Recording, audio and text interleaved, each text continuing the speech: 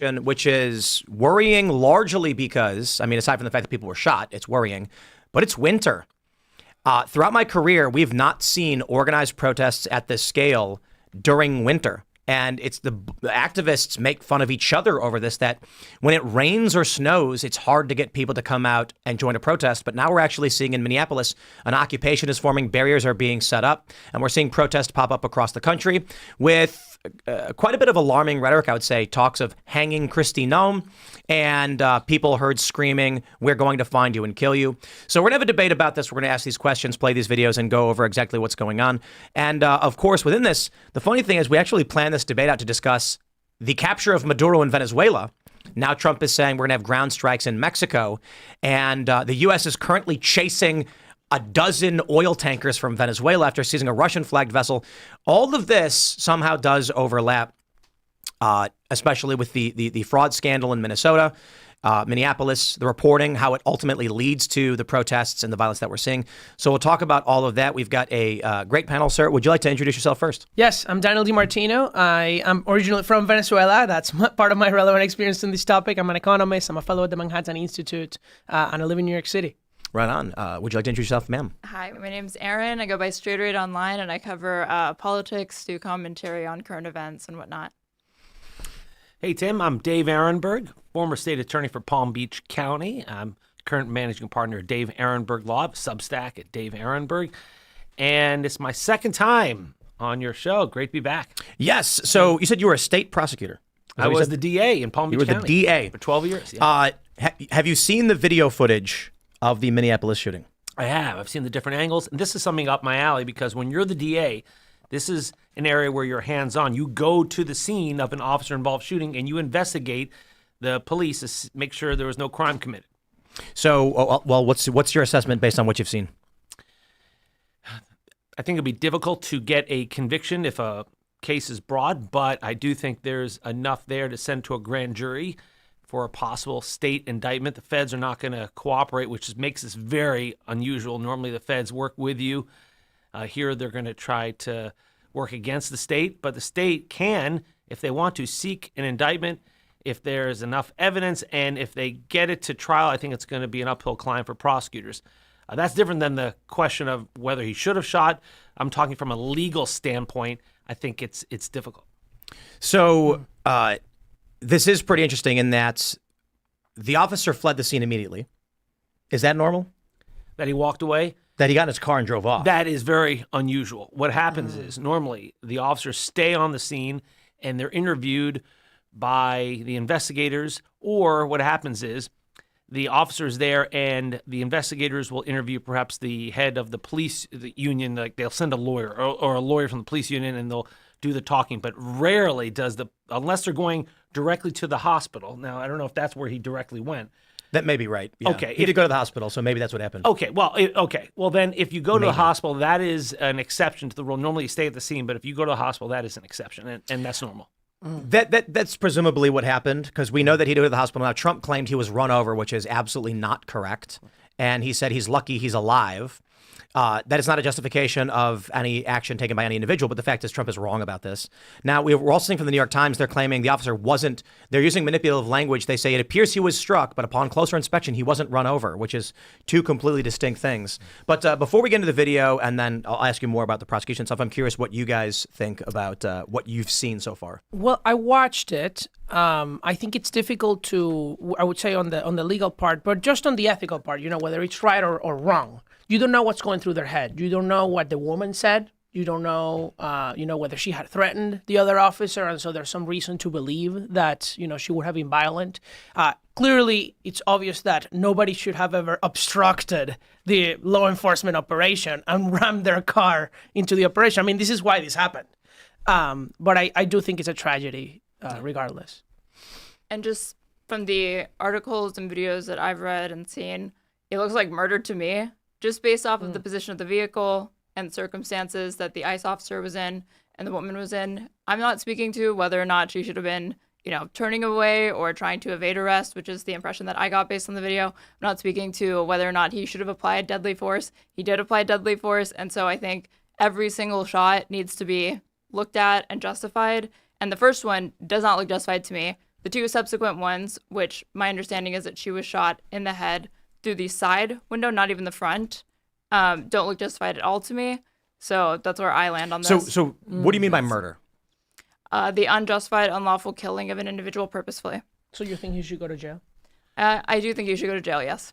Okay. So I'm curious what you think of murder. With malice or forethought. What Erin brought up is really important in that she separated the different shots. Now, the defense lawyers will try to say it's all one, boom, boom, boom, boom, boom, happened, all of it, all at the same time. Now, is it 3 or 4 shots? That's one thing happening. 3, okay. Yeah.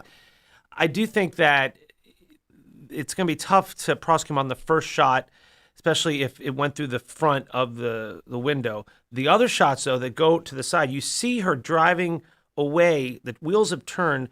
That is not a threat to the police officer. So I do think if you're going to prosecute him, you could have a better case on the subsequent shots when there was no real threat to the police officer. Was it a threat to other people? I don't think so. He would, by the way, if it was a There was a significant woman threat. standing to the right of the vehicle. Right, but what was she really going to be run over by this car? Can he tell? Well, that's going to be the defense, saying that I was defending myself and others. But So Well, but also he's not a normal person. He's a law enforcement officer, so he will claim qualified immunity.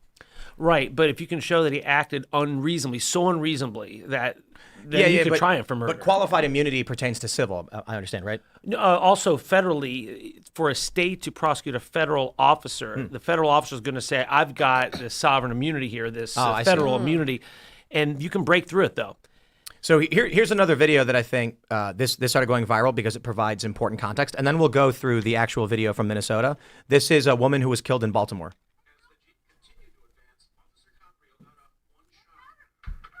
1 second. She's standing in front of the vehicle. At 3 seconds, the vehicle accelerates. At 4 seconds, she's dead. What should she have done? This is a different scenario. This was in a cul-de-sac. She was backed into a corner. She had nowhere to go. No. She's not. She could walk away from that car right now. But the car, like she is facing, like that car could not reverse. That No. Hold on. Wait, are we not in a cul-de-sac here or not? So it is a cul-de-sac, it appears, Okay. but the exit is behind her. Egress is behind her. She's standing to the left side of the front of the vehicle. She could take 2 steps to her right now, to clear herself from this vehicle, knowing a suspect is in it, and she's got her weapon aimed at him. Now, she's dead, and people are highlighting this, saying, when you're an officer tasked with stopping somebody who's committed crime, presumably the obstruction committed by, and I say presumably because there's no trial for this, Renee Good, this is felony obstruction of a federal law, 8 U.S.C. 1357.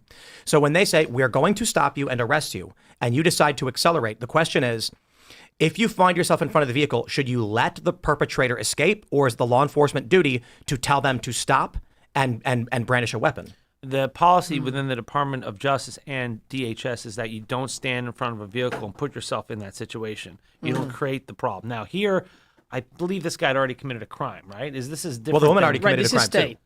Well, but this is different. Renee This is a Good different did commit a context. crime. What was her crime? 8 U.S.C. 1357, obstruction of federal law enforcement, for which ICE does have the authority to arrest her. Because I'm not she- saying she was proven to have committed a crime, but there's probable cause on the law enforcement's part when witnesses on the scene said she was leading the protest to block ICE vehicles. That's a witness statement, and I know it's hearsay, but she went on to say, additionally, someone told me that she actually was doing it. So she said, I was here, this is what she was doing. So if 3 cops say, out of the vehicle, and you immediately begin to accelerate, Well, witnesses have said that there were conflicting orders. One said, get the F out of the vehicle, and the other one said, get out of here. I saw that as well. There were, like multiple eyewitnesses were saying that it was unclear whether or not she was trying to comply with one instruction or the other. I also don't think that just the mere acceleration of a vehicle is enough to justify use of deadly force in every single instance. I think it needs to be reasonable from the officer's perspective that not only was the vehicle accelerating, but it was accelerating towards them. Right. And And it that their was. life was truly in imminent But danger. I think and this he woman, Amy thinks it Caprio, is was. dead in 1 second. It's on the video. It's from 3 to 4. She's dead. So the moment you hear the engine rev, before you can do anything, you are dead. Right. Now, I'm not saying I actually don't think this cop should have shot her. However, it's easy to be looking at 3 different angles in slow motion and say he probably could have just spun out and taken a minor injury. Like you don't know what's going through his head, and also that's the legal point too, because not only do you have to go through all the legal barriers that you mentioned, Dave, but you also have to just prove that it's beyond a reasonable doubt from his point of view, right? So let me ask you, because we've done an analysis on this video 1,000,001 times right now. There's a few things to break down. The New York Times and liberals have argued the vehicle did not aim at him. In fact, the officer stepped in front of the vehicle, and they've asked, why did he step in front of the vehicle? However, people on the right have argued the vehicle reverses and lines up with him. Actually, I think it's fair to say both are occurring. The DHS officer is standing to the front right side of the vehicle, and he takes a step to his left as the vehicle reverses. The pan of the camera makes both look a bit more exaggerated, but from the new angle we've seen from CNN, he's not in front of the vehicle, but he is taking a step to his right as the vehicle is reversing and turning to its right, creating this lineup. Now, here's where I see the most important part. As we move forward, we can see, watch the wheels tilted to the left, not to the right. And you can then see the wheel spin out. See the wheel spinning out? Yes. That is acceleration into the officer. However, due to what appears to be ice on the ground, I can only assume it spins and doesn't gain traction. There's 2 assumptions. Due to ice being on the ground, it spun out and she released the accelerator, or the ECS system, the electronic stability control, stops the wheel from spinning the moment it spins out. So this is something we've had for 20 plus years. After the wheel, which is aimed at him, spins out, which means he heard the engine go boom, he then pulls his gun. The vehicle right now, you can see the wheel is beginning to tilt, is still going forward. Yes. He then points the gun at her and steps to his right. He still hasn't turned. And now she's turning. Right? This is the point. The gun is aimed at her. The vehicle begins its turn. Now, the important thing is you can see the officer's leg right here. Watch his feet slide. His feet slide, okay? He's not taking a step. He's sliding backwards. That's because the vehicle is pressing on him. The vehicle has made contact with his body.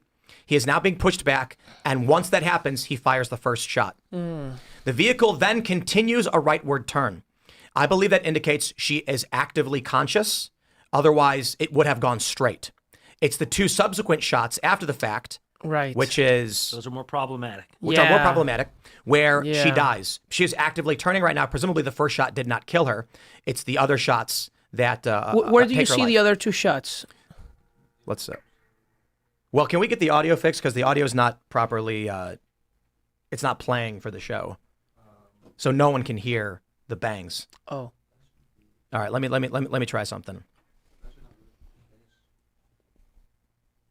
I'm gonna try and is it that? I think that'll do it. Let's see if that did it. There we go.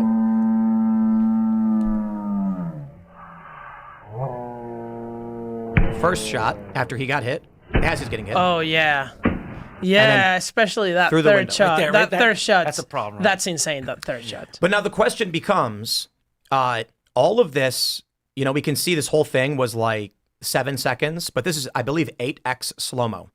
Yeah. The whole thing took 1 second. Yep. Right. That's a good point. Again, I think, here's someone who's presumably committed a felony. Again, 8 U.S.C. 1357, obstruction of federal law enforcement, for which they have told her to get out, and the officer is trying to pull her out of her vehicle, but she is attempting to evade arrest and actively driving. There is an officer in front of her, and she accelerates right here. That wheel spins. I think right there, I think that clears him of any charges. Well, the question is, as Aaron brought up, did the witnesses say that they heard the officer, a different officer, say, get out of here? And so that's why she's trying to get out of here.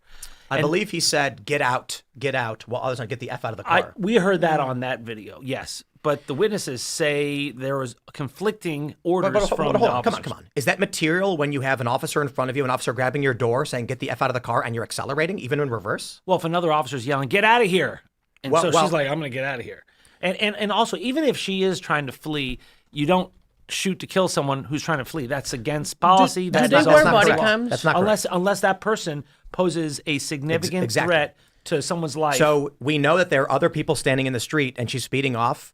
One could easily make the argument, it's really about convincing a jury. Did the officer fear for his life? I think it's fair to say this officer, who had previously been dragged 330 feet, 6 months ago and had to get 33 stitches. That's a good point. Now standing in front of a vehicle, all within about a fraction of a second. I don't think he walked in front of the car thinking, I'm going to create danger. But that tire spins out. He hears the engine rev when that happens. It's pointed right at him. He's got past trauma related to an attack. And now he's thinking right here, she's going to kill me. The vehicle is not turning as it goes forward. It hits him. He shoots. Well, it hits Now- the other guy, right? Or him? Who does it hit? It hits there's her. There's a guy in front. Isn't that who he hits? No, who the car shot hits? goes through the windshield. Right, but the shooter is The shooter gets hit. the shooter is the, The one who's shooter getting is hit. the one getting hit. Right. You can see like It's and, the and front also, guy, not this guy. It's the front guy, right? Yeah, the front guy. in Look at his legs. Right. They slide backwards. He's being hit by the car. I don't think he's being grievously injured or anything like that. But this is arguably hindsight being 2020. In a fraction of a second, seeing this happen, how is anyone going to be like, let me freeze time and process what this woman is doing, what her intentions are? All he hears is an engine rev of the vehicle moving towards him. Right now, it's going straight towards him. Okay, the wheels spin out with it aimed at him. Right. I think you show that to a jury and you say, she is believed to have committed felony obstruction. She is ordered out of her vehicle. The cop has his hand in the vehicle, likely on the steering wheel, maybe not. His hand on the door. She's locked it, and she is attempting to evade arrest. She then accelerates towards the officer with a tire spinning on the ice. Clearly, the officer heard the acceleration. I think it's reasonable to assume he fears for his safety. He does make an attempt to get out of the way. You can see he slides, but not fast enough. Perhaps because of the ice on the ground, he can't get good traction to jump out of the way. So the only move he has is to stop her, of which it is also his duty to stop someone fleeing a felony. And she hits him, and he shoots. Now the question after this is, in the second afterwards, when he fires 2 additional shots, does it even matter? Because you'll argue those shots are problematic because he's cleared, but it's 1 second. He's going bang, bang, bang. Right. The other question is, there is a woman standing to the right of the vehicle, and there are other people down the street. Could this officer just say, as she's accelerating into me, I fear that she is going to hit somebody and must be stopped to save the lives of others? You're not able to guess that she would drive down the street and hit other people. That's not justification. So I think the only excuse here is if the officer thought that his life was in danger, then he is allowed to shoot.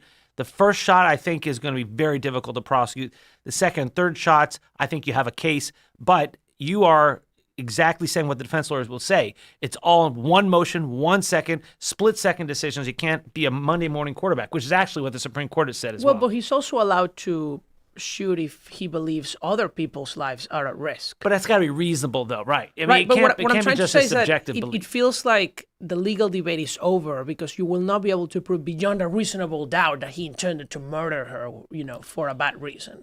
Right, you know, Especially him being a law enforcement officer, the video, I mean, it's... Wait, since this is your area, isn't it that they were going to analyze every single use of force? So just like they're not going. I don't doubt that his defense is going to argue that it happened so quickly. You should basically view these 3 different shots in succession as effectively one motion. But they will be asked to analyze every single one. So don't you think that the additional 2 shots that he takes at her afterwards are going to be really where he runs into trouble legally? That's going to be the prosecution's best case. It's the second and third shot. I had a case like this too, where we had difficulty trying to figure out which shot was it that killed him.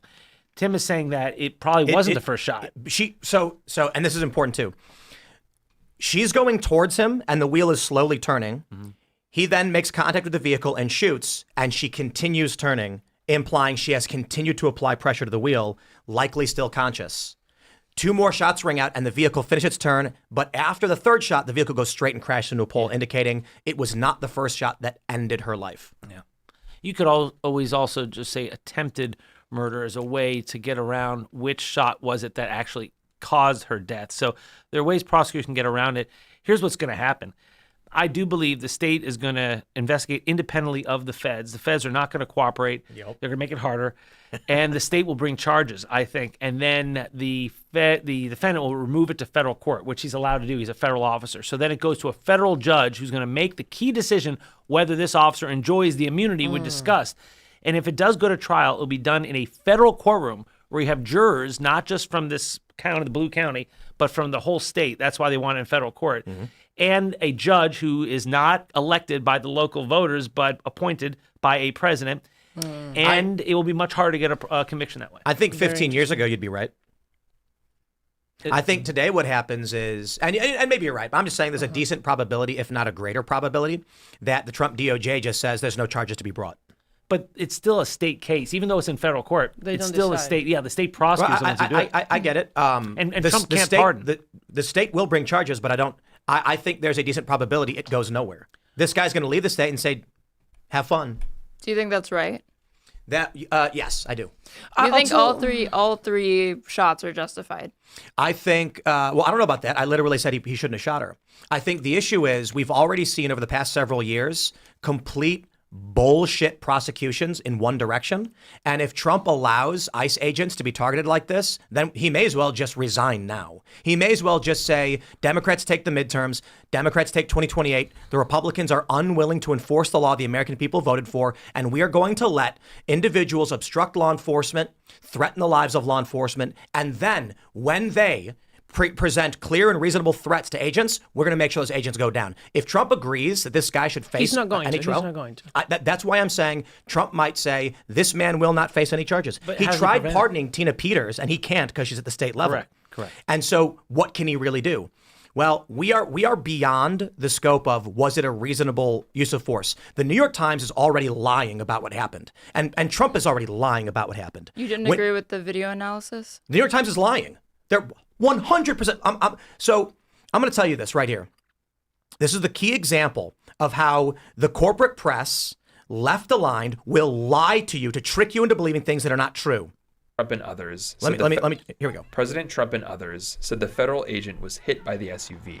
He was hit by the SUV. You can see his feet sliding. It's not possible to do an air moonwalk the way he did unless the vehicle's made contact with him. I don't think he was grievously injured by this. In fact, I don't think he was injured by it at all, but he was hit, and he doesn't know which way the wheels are going. Now listen to what they say. I'm going to go back and play the whole thing.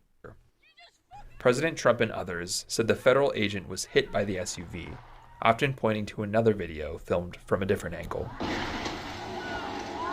And it's true that at this moment in this grainy low-resolution footage, it does look like the agent is being struck by the SUV. But when we synchronize it with the first clip, we can see the agent is not being run over. In fact, Have you guys noticed the manipulation technique they just pulled off? No. When the first statement is, it is true, it does appear he was struck. What does Then struck say mean? run over. And then they say, That's two different but things. upon analysis and synchronization, he wasn't run over.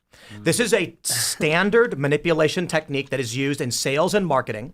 It's assumptive reasoning. That's what it's called, where you create two non sequiturs and you use one with intonation and emotion to trick someone into thinking it's related to the previous statement. Well, and So by the way, both regardless- statements are fact factual. the fact is, they are stating through intention he was not hit by the vehicle.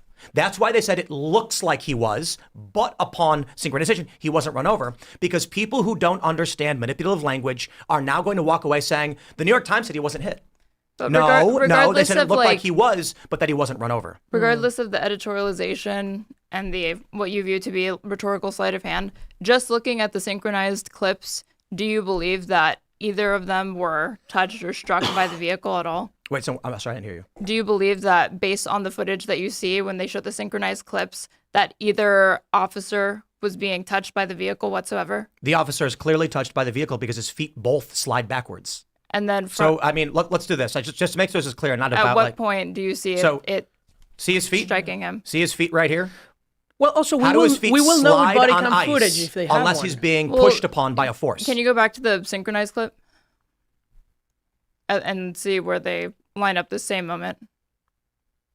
Let's jump forward here.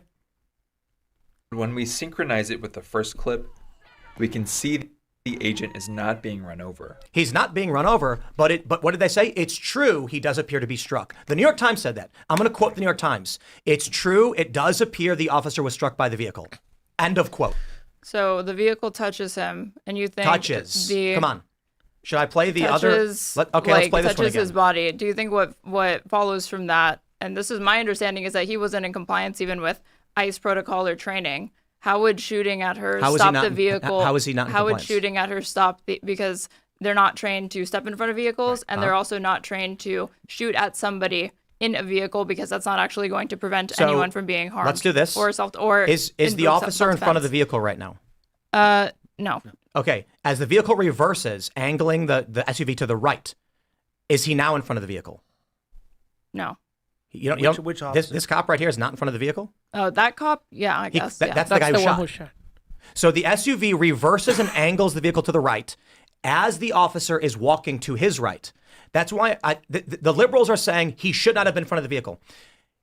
No, well, I not don't just the think he can liberals. Like ICE and DHS officials are saying that that's not. No. That's not where ICE he and should have been DHS said positioned. the vehicle attempted to ram him, and conservatives are saying the vehicle backed up to aim at him, and liberals are saying no, he walked in front of the vehicle. The fact is, both things happened. The SUV is reversing, aligning the head of the car to the right where he was, and as he makes a step to the right. There's no fault on either party, in my opinion, because, well, to be fair, I think she was trying to escape. So there's fault in that regard. But by the way, that doesn't mean it's not true that he thought his life was at risk. Both things can be true at the same time. What I find really lamentable... real quick, just to clarify this point, it does not appear the officer's intention was to place himself out of compliance with DHS. While he was walking, the vehicle reversed and aimed at him. That's a split second. That's an accident. Now, she was attempting to evade a felony arrest. That puts her at fault. Okay, let me ask you this. She was alleged to have done that. She's innocent until proven guilty. Well, right. If the officers believe there's probable cause for obstruction. I mean, she was escaping arrest. That's a fact. Right. I mean, look, even if you're being detained, that's why you're told by the ACO. You should ask, comply, right? Am I being detained? Right. So let me ask you this question. If you're committing a felony and attempt to escape and in the process kill an officer, what crime will you be charged with? Oh, you'll go down for felony murder then. What if you're attempting to evade a felony and you commit assault but not battery? Is that an assault on an officer? Yeah, if you're committing, if a death happens in the course of a felony, that's felony murder. That's what, by the way, the officer would be charged with if he's charged with murder, because the felony could be the assault, aggravated assault, where you point the gun, and then the death would be part of the murder. So that's how they got also Chauvin, a second-degree murder for the same reason. Like in Minnesota, that's the guy of George Floyd. So let me just ask, if you're attempting to evade police and in the process, through any means, even if you're just running, say you're running towards an officer, could that be construed as an assault? So let's say this. A cop walks up to you and says, freeze, you're under arrest. You run for it. And as you turn and run full speed, there's another cop standing and he puts his hands up as you're about to slam into him. Oh, well, is that an assault? Yeah, well, if you're threatening to attack an officer. No, I'm saying you're not threatening. In the process of turning to run, there's a cop standing in front of you and you're about to slam into his body. Like, my point is accidental creation of a threat and bodily harm still an assault? I don't know that answer. It depends on the facts of the case and what the law is of the state. But I do know that the DOJ has a specific policy that covers something like this, and this is my issue. And if I could read the policy, it says that firearms may not be discharged at a moving vehicle unless, number one, a person in the vehicle is threatening the officer or another person with deadly force by means other than the vehicle. So that wouldn't apply here, right? Because she didn't have a gun. Or number two, the vehicle is operated in a manner that threatens to cause death or serious physical injury. And here's the big part. And no reasonable alternative exists. So the question is, could he have just stepped out of the way? Was this the only alternative to shoot into the car? So I would argue easy slam dunk for the defense. Officer can't see where the tires are going. The vehicle already accelerated towards him, and he's standing on ice. And that would so the vehicle is being operated in a manner that will kill him, and he's already taken a step to the right to try and mitigate. It's a second thing. I'll say this, like, it's easy to what do we call it? Armchair quarterback or whatever? Yeah, Monday morning quarterback. It's easy to look at slow motion videos and just know, but he didn't walk in front of the vehicle. There's a combination of factors that placed him in front of the vehicle, including a step he took, which I would say I don't think he intended to stand in front of the vehicle. I also don't think Renee Good intended to place an officer in front of her vehicle. Mm-hmm. I believe she intended to evade arrest, and in the process, the circumstances aligned by which both are now in this circumstance. So I don't think. I said the other day when I watched the video footage of the tire spinning out right there, that's hitting the gas, and he's standing right in front of her, and she knows that. I had said first, when the story broke, I didn't think she was trying to kill him. I thought she was trying to evade arrest. Then after watching this and breaking it all down, I'm like, holy shit. No, she hits the gas with him right in front of her. She's not turning her And wheel to that's the when right. he starts pulling the weapon. Right. And then I said, I think she actually did intend to kill him. However, new video footage has come out. And after further analysis, I'm gonna walk back a little bit and say, my assumption right now is she was trying to evade arrest and did not care if she killed this man in the process. She was trying to escape. And if it were not for the ice on the ground, that car would have lurched forward. I mean, you can see the tires spin out. She would have slammed right into him. He's standing there already in near contact with the vehicle. He takes a step to the right, but you can see they're standing on ice. And the proof of the ice is he slides backwards when the car hits him. Now I'm going to show you this video again. Okay? It's 1 second As the Jeep till death. continued to advance, Officer Caprio got off one shot.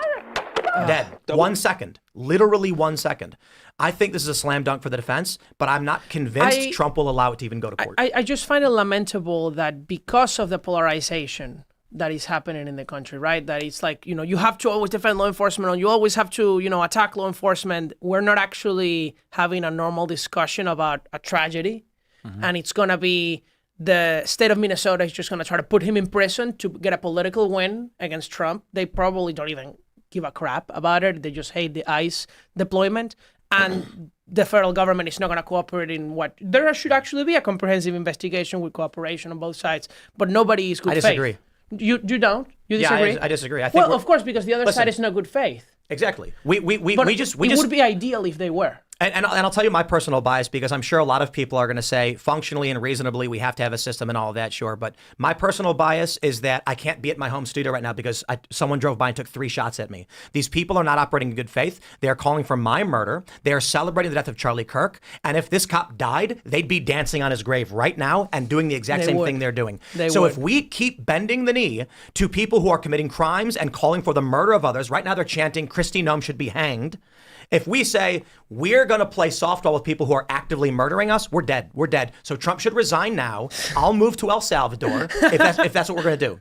So a month ago, someone drove by my studio and took 3 shots. And now we've got employees and my family. We don't want to be at a place where someone just took shots at us. And they celebrate it. And worse, people on the right call me a liar. And here we are in Florida because we don't want to go back. We spent the last week there because we had 1 week and we paid for advanced security to do so. And now we're not going back there. So this is an incident where a woman chose to go to a place where federal law enforcement was conducting operations they knew. She had training to obstruct them from ICE Watch.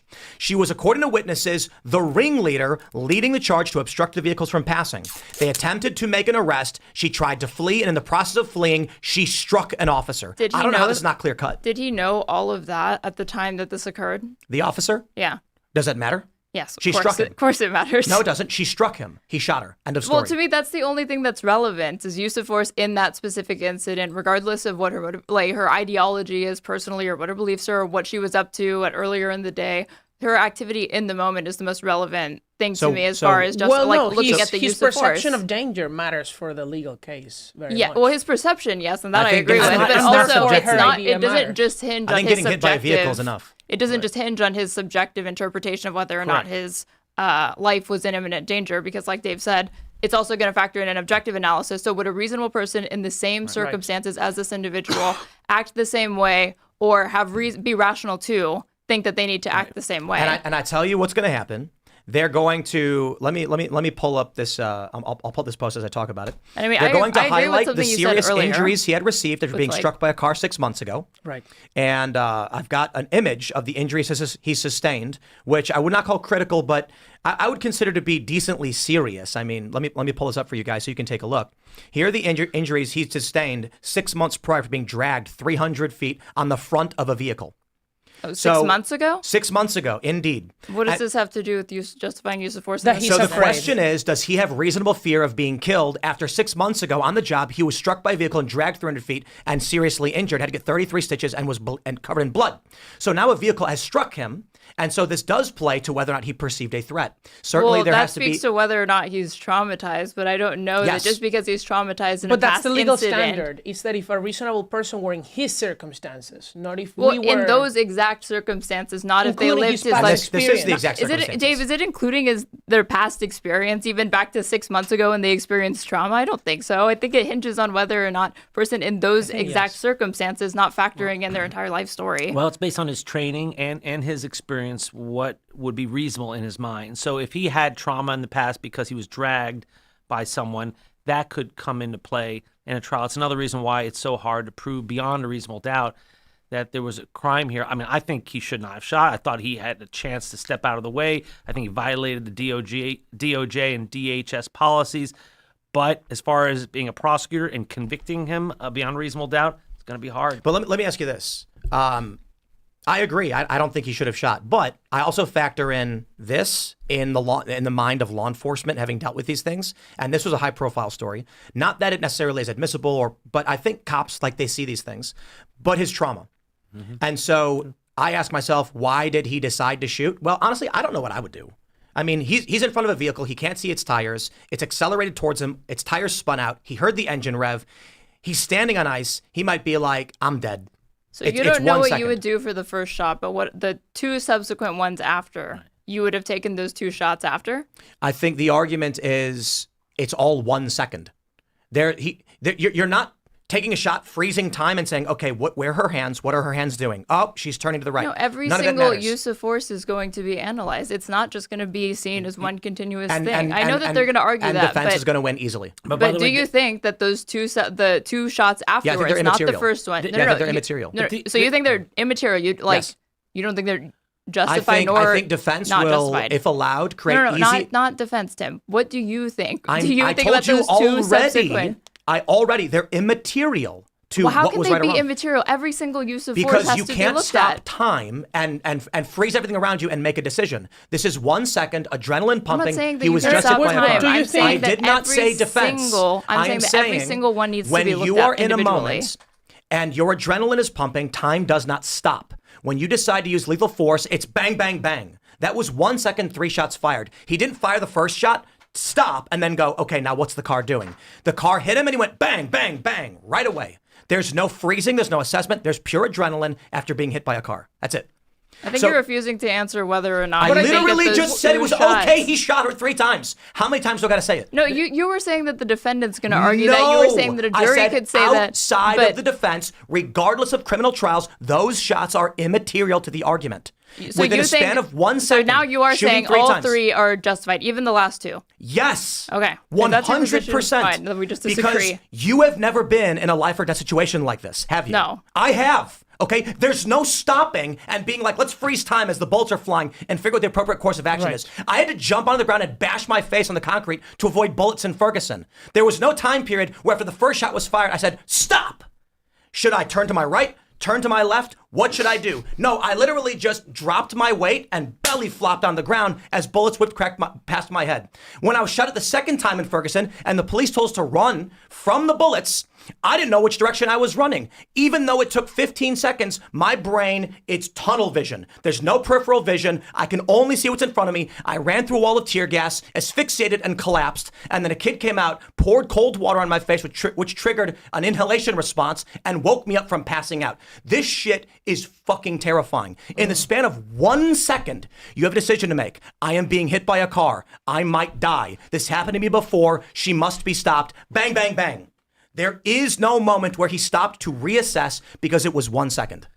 I'm not saying that it wasn't a scary situation. I'm not saying that tensions weren't high. I'm not saying that adrenaline isn't pumping. But he is an officer. He is law enforcement that's trained to be able to handle a weapon properly. And even in these high-stakes situations, the whole point of all of their training is to be able to act with more precision than the average person. that's so that's even a factoring disciplinary all of that issue in, of I think training, it's not a important murder to, issue. well, But hold on. he can't freeze time. Even He can't factoring, freeze time. I'm not saying that he can freeze time. Right, so I'm how saying does that he- it's incumbent upon him to act in conformity, not only with the law, but also with his training. And he was not even acting in conformity with his training. That's an opinion. Well, That's but if just he objectively does true. violate That's an opinion. policy, but if he did violate the DOJ So you disagree- policy, And which that's policy did important. violate? He violated the policy where you don't stand in front of a car and you don't Okay. shoot if you could step away. Okay, now we got to stop. As we've already gone through, both he and the vehicle line up. I do not believe that shows his intent to get in front of a vehicle. I think The circumstances created that scenario. I'm not going to blame her for putting him in front, nor he for getting in front, because you can say they both make movements. So that means in a second, he does not know the vehicle is going to turn and point at him as he's stepping to his right. He might think he's going to the front right side of the vehicle and not in its path. But So it turned in there front was of him. no alternative there at that point. There was no alternative to avoid the confrontation. He had to shoot to save his life. Did he know the vehicle was going to accelerate towards him? I think the way that it was turning away from him, I don't think that there was ever a real threat to his life. I don't think you can argue that within the span of 2 seconds, he calculated exactly what the car was going to do as it turned to face him and he was walking to his right. And this is So the point is this. Maybe you're right, maybe you're wrong, right?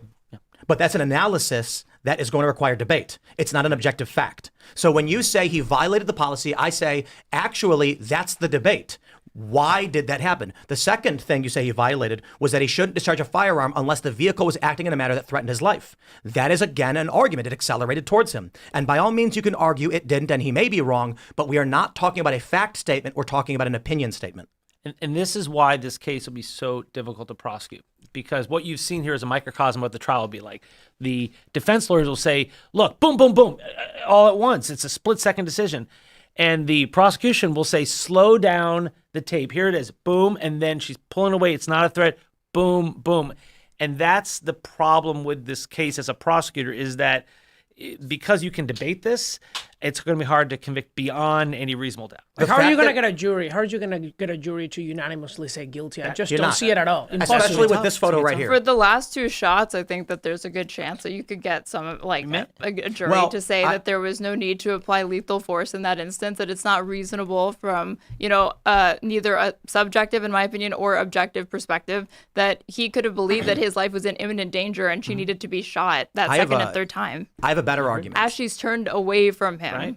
Actually, I have a better argument, actually. I don't think any of those arguments are real. I don't think, to us they are, because we're actually trying to figure out what happened, right? I think the reality is venue. So if they do Minnesota and the jury is composed of liberals, the prosecutor need only say one thing to get a conviction. She was a liberal. And they say guilty. But it won't be all liberals. This will be a jury panel from the whole state, not just from that liberal area. You know what you're going to see? You're going to see, as we already did in the Trump case, you're going to see liberals who claim they're not liberals. And they're going to go through jury selection and they're going to say, I don't watch the news. I don't know much about it. I'm not political. And then after the trial, you're going to find out they have a whole wall of Facebook posts about how they're liberals, because that's already happened. So we'll just get a hung jury? Well, it could be. Also, I don't think you get a jury at all. By the way, in the Trump case in New York, one of the jurors later on revealed that he was a devotee of the Tim Pool That's IRL not correct. podcast. What? That is incorrect. That's the story. See, They said he was a fan of Tim No, Pool. he didn't. He said he had seen one episode one time. Okay, so that's it? He That's wasn't it. a... Yep, he wasn't a fan. He wasn't a fan? This is what we have to deal with all the time. Like, I was having a conversation recently with a guy who said he was a liberal. And I said, what does it mean to be a liberal or conservative in this country right now? It means you either know what's happening or you don't. And he said, I actually don't watch the news at all. And I'm like, I know, because my policy positions are like pro-choice, pro-progressive tax, and would align with any normal liberal worldview, except when I say a thing happened, they go, you're a conservative now for having said that. Being conservative just means you believe a set of facts. And liberals tend to be people who don't watch the news or get their news through lies. For example, the photo that's being shared far and wide by the left is this. The officer pointing his weapon at the side of the vehicle, which certainly did happen, but is after the fact context. They're taking this screenshot and they're saying he walked up to the car and executed her. When in actuality, what she hit him. context justifies that?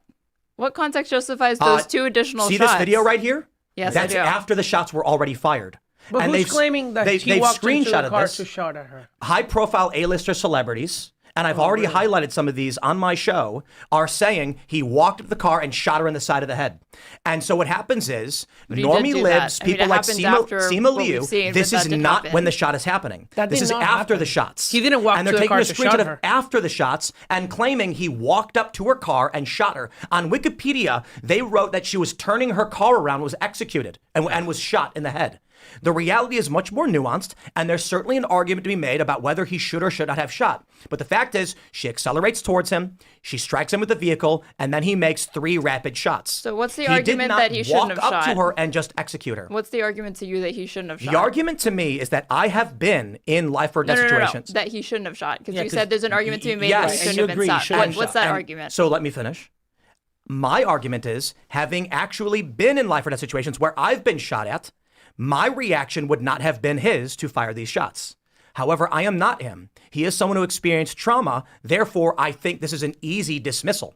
It's a tragedy. Shouldn't have happened. However, in law, if you are committing a felony, attempting to evade arrest and put an officer and commit an assault on an officer, which this is, you will face lethal force from a litany, from a spattering of various officers. Not every officer would react the same way.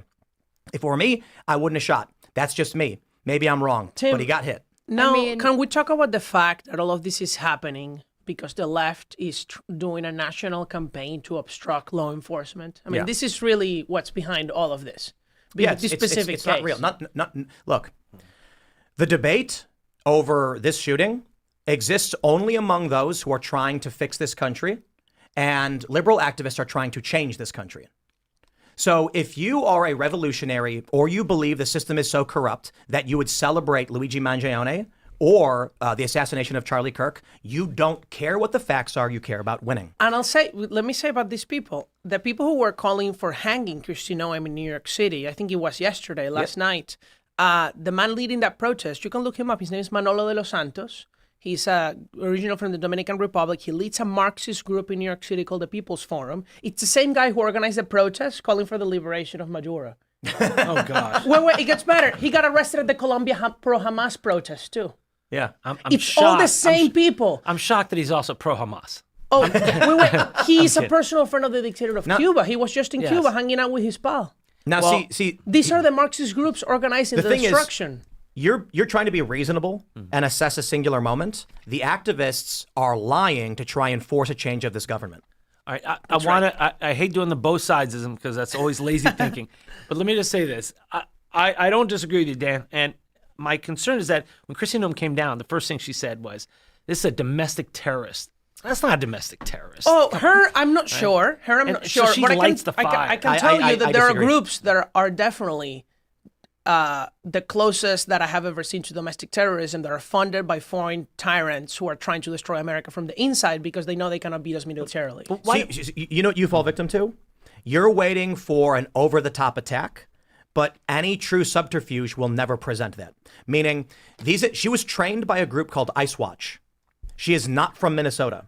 Do we know all this she's for not sure? from Yes. Minnesota? That Yes. she was trained and she Yes, was... Okay. 100%. Let me Where is she pull it from? up. Colorado. So she drove from We don't- Colorado to we- do that? We don't know that. She may have moved there. Oh, okay.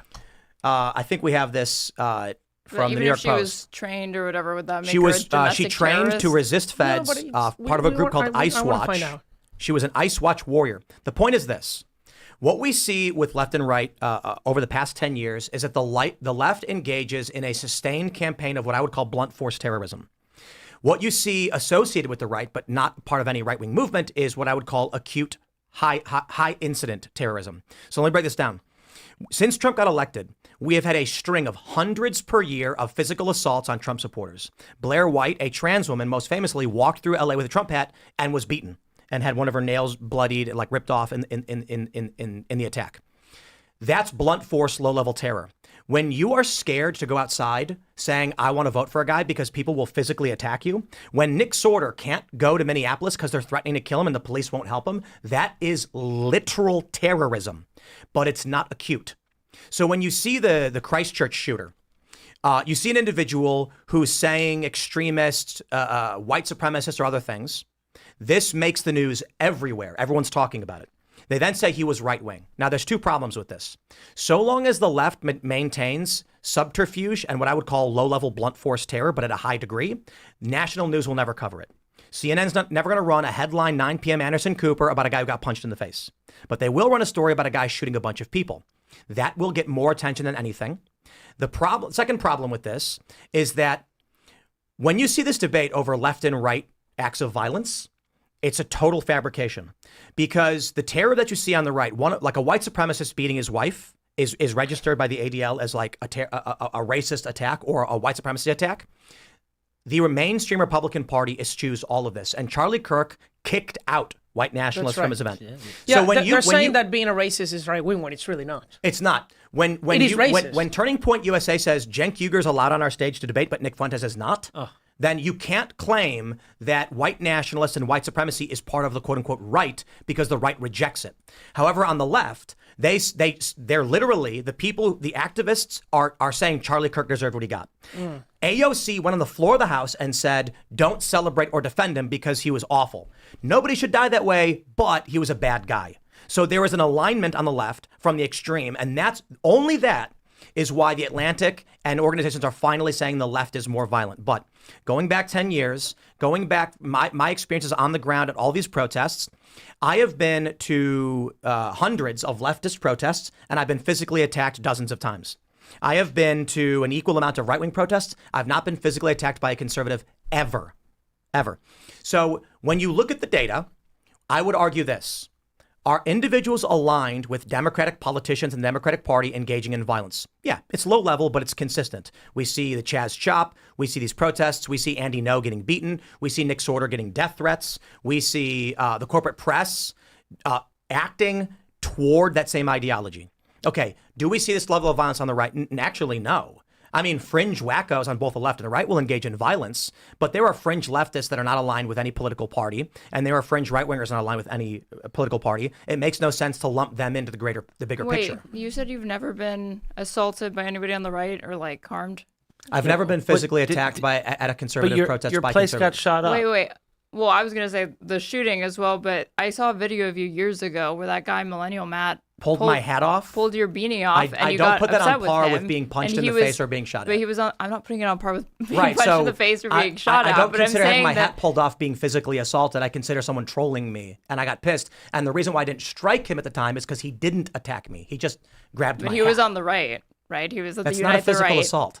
But he was conservative, right? Millennial Matt was like And a as dude I said, that was I've never been physically assaulted by a conservative. Well, what about the shooting at your compound, right? That was probably a Candace Owens supporter. We don't know that, and the death threats we've received are all from the left. Right, but what do you think this And this Candace was Owens is a after your- liberal. Yeah, but she I think we she can say- cosplays as far right. Yeah. No, she doesn't. She's a liberal. No, but she's trying to take over part of the movement, and certainly her audience considers themselves conservative. No, that's not what correct. You liberal don't think so? position Anna does Candace Kasparian does not Owens consider have? herself a conservative. No, the audience of Yes, Anna Candace. Kasparian is a I proponent wouldn't of consider her the She audience. I went would mean on a like show average and people. said, I'm a big fan of Candace Owens and watch her all the time. Well, I can tell you, I know the horseshoe people theory. who watch. No, it's a her Candace and- Owens. Candace has adopted a liberal moral framework. She's not advocating for universal health care she's a because nut that's job. not Yeah, what yeah. liberal is.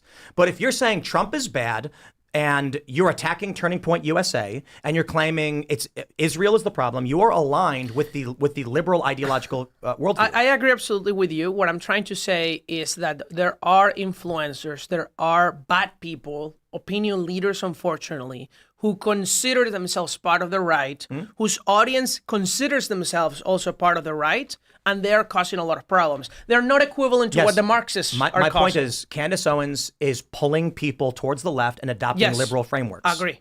Her audience is now mixed between liberals and conservatives. It's a general conspiracy theory audience. That's right. She's not focused on any policy positions. She's specifically talking about conspiracies that apply to left and right, with Israel being the enemy. I don't know if you saw our Or poll, Jews, or I'm sorry, Manhattan Zionists. Institute poll on extremism on both sides, and how young people, but also people who consider themselves extremely conservative, especially who are young, believe on anti-Semitic conspiracy theories at the highest rate. Yeah, I think so it's a problem because these influencers are changing the opinions. of the I'll tell you population. exactly what I think. Barry Weiss is hired by Larry Ellison at CBS and asserts herself as a proud Zionist. CBS begins cleaning up its act and abandoning wokeness to create what appears to be a more rational media ecosystem, and I agree it is.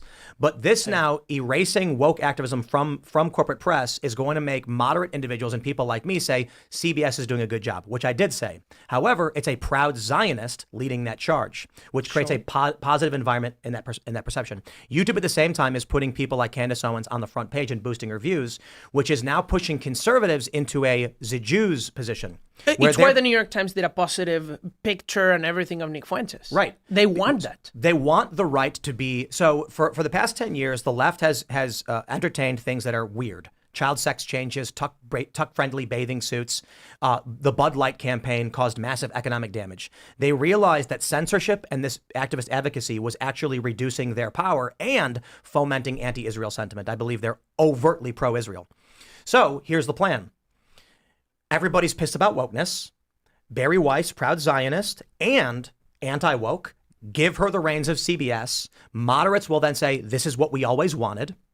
Israel being a sidestep because your average middle American doesn't care about the concept of Israel, but you've now created a news organization that is not going to be anti-Israel, is going to appear more reasonable. Then you promote wackaloons who say the Jews are everyone out to get me, and the right starts adopting it because they're grifters, not all of them, but many of them. They're going to get views. Now they sound like retards, and they'll go to a working class American and say, you know why you got a flat tire? The Jews did it. And they're going to say, you're nuts. Then Bari Weiss is going to say, these people are crazy. Your flat tire's from a nail, right? Well, okay, Israel's great. Tim, this is why you had like all these people. I read people claiming that Israel is the reason that we're taking on Venezuela. Oh, I it's know. like, believe it or not, Israel doesn't have to do with everything in the world. Well, so this is what I mean by liberal. The core element of a lot of these protests has been anti-Israel. The social media has been largely anti-Israel.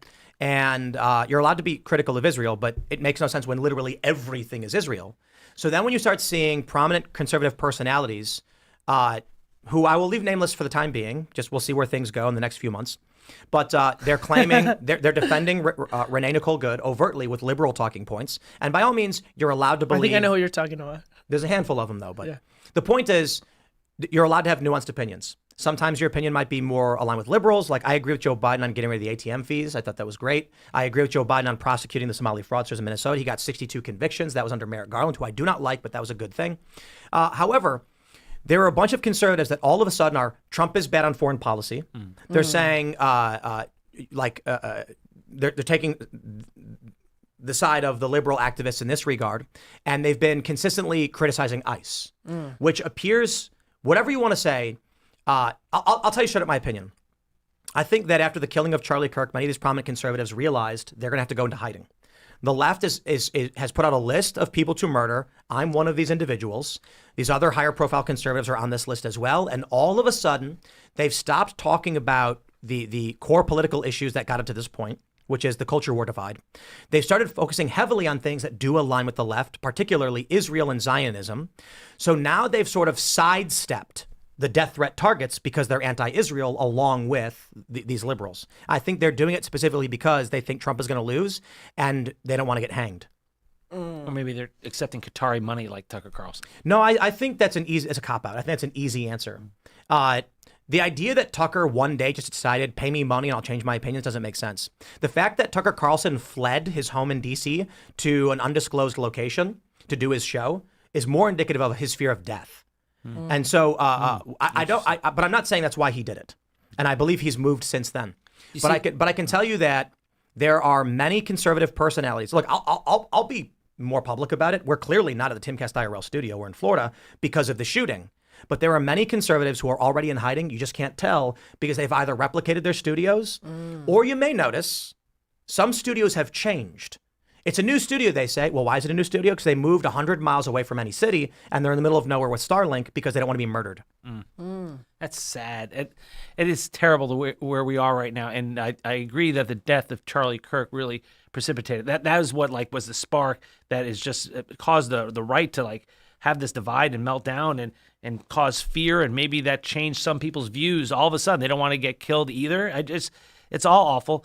I would say, though, you've seen far-right violence, too. Nancy Pelosi was attacked in her home.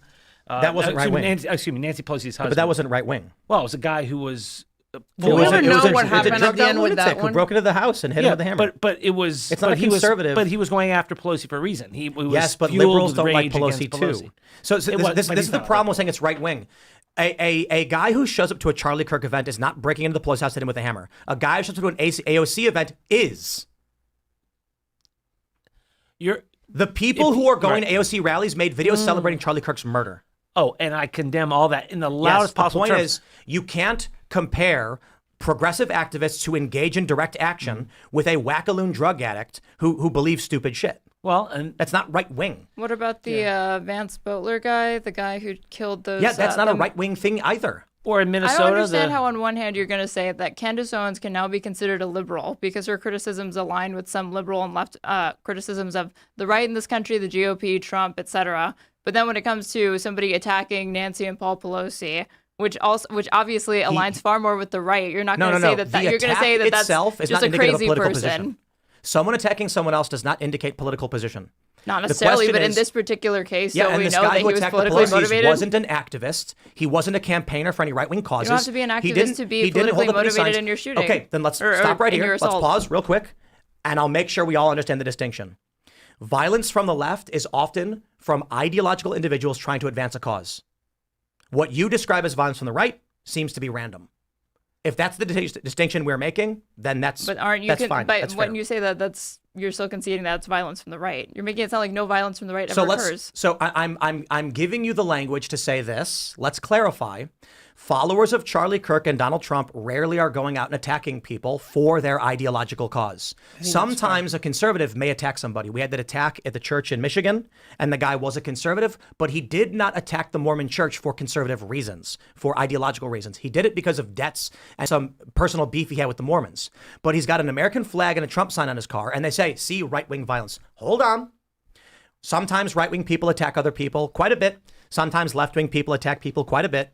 Political violence, I'm clarifying right now just for the sake of the argument, is when an individual engages in violence for the purpose of advancing an ideology. Cesar That's what Sayak. terrorism People on the right is, just by don't the do way. that. Who? Yes. Cesar Sayak, he's the guy who lives in a van in South Florida who mailed bombs to prominent Democrats and members of the media. It does happen, indeed. So when you look at these charts, let me show you this from the ADL heat map. My favorite example of this. Or where they classified Islamic terrorism as right wing. Wasn't that one Let me show you the false narrative one? machine. Here's why I have a problem with how this is all described. Okay, the Anti-Defamation League has their heat map: hate, extremism, anti-Semitism, and terror. I believe it is. Ideology: right wing is white supremacist. Wait, hold on. Why is white supremacy right wing? Racial identitarianism is irrespective of your policy positions, and the left have racial identitarians as well. So why is that? Look, left wing. They actually say, for simplicity's sake, it also includes black nationalist extremists. No, hold on. Now, hold on. Like a black nationalist who wants a nation of black people who believes in Christianity and that women shouldn't be allowed to vote is left wing? No one's going to accept that. This makes no sense, okay? So you've got right-wing white supremacists, right-wing other, right-wing anti-government. They actually, in some circumstances, will put anarchist left, anarcho-communists as right-wing.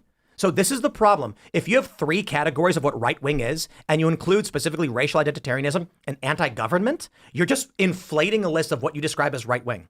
But if we want to actually understand what is left and right, I would argue it like this. How about we call it Democrat aligned, Republican aligned? And I say aligned because I don't like the Republican Party. I think they're trash, but clearly I'm Republican aligned. If there is somebody who aligns with the political ideology of the Republicans and they engage in violence to pursue those ends, I would call that right wing. If there is somebody whose political ideology aligns to the Democratic Party and they engage in violence for the purpose of pursuing that ideology, I'd call that left wing. I think that's how we'd break it down.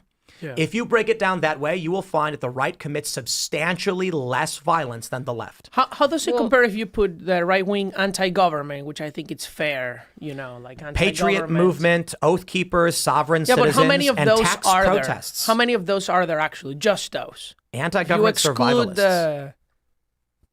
Click apply. 2. No, 3. Let's see. Actually, those dots are actually more than one. So that is how many anti-government ones. Does that include January 6th? No. That's the thing that I was going to ask next. We're like talking about how like the right doesn't engage in political violence, and we just had the. I didn't say they didn't. I said it's just less than the left. Oh, sorry. Okay. Yeah, I think the It's rioters on primarily coming J6 from the should have gone to left prison, then, and they did. Regardless of And how they the got pardoned, ADL yeah. classifies these After things in 3 their years, I think that was methodology, warranted. the more important thing to me is not long after the Charlie Kirk shooting, I remember there was an article from The Guardian that the Trump admin on a .gov website had like quietly deleted it was some sort of study aggregating political violence in this country that had found there was disproportionately more political violence coming from the right than on the left. And why'd they delete it? And I don't know. But the Because point it is that the included- findings showed that because the it in- right, there was more incorrect. violence on the right. Because it included a white supremacist who punched his wife as a case of right-wing political extremism, which is the point I'm making. There is no value presented to the American people by creating a list where you're going to claim a white supremacist redneck in a trailer punched his wife, so we're going to put it on a map of right-wing extremism. That doesn't inform domestic anybody. But violence, not even if terrorism. like But, you, but it doesn't inform people about what our threats really are. Right. Regardless of that, The Atlantic has already published the left is more violent than the right as of this year. So by whatever metric you want to go by, currently the left has taken the what cake. did the Atlantic publish? The left is now more likely to engage in violence. Let me pull it up.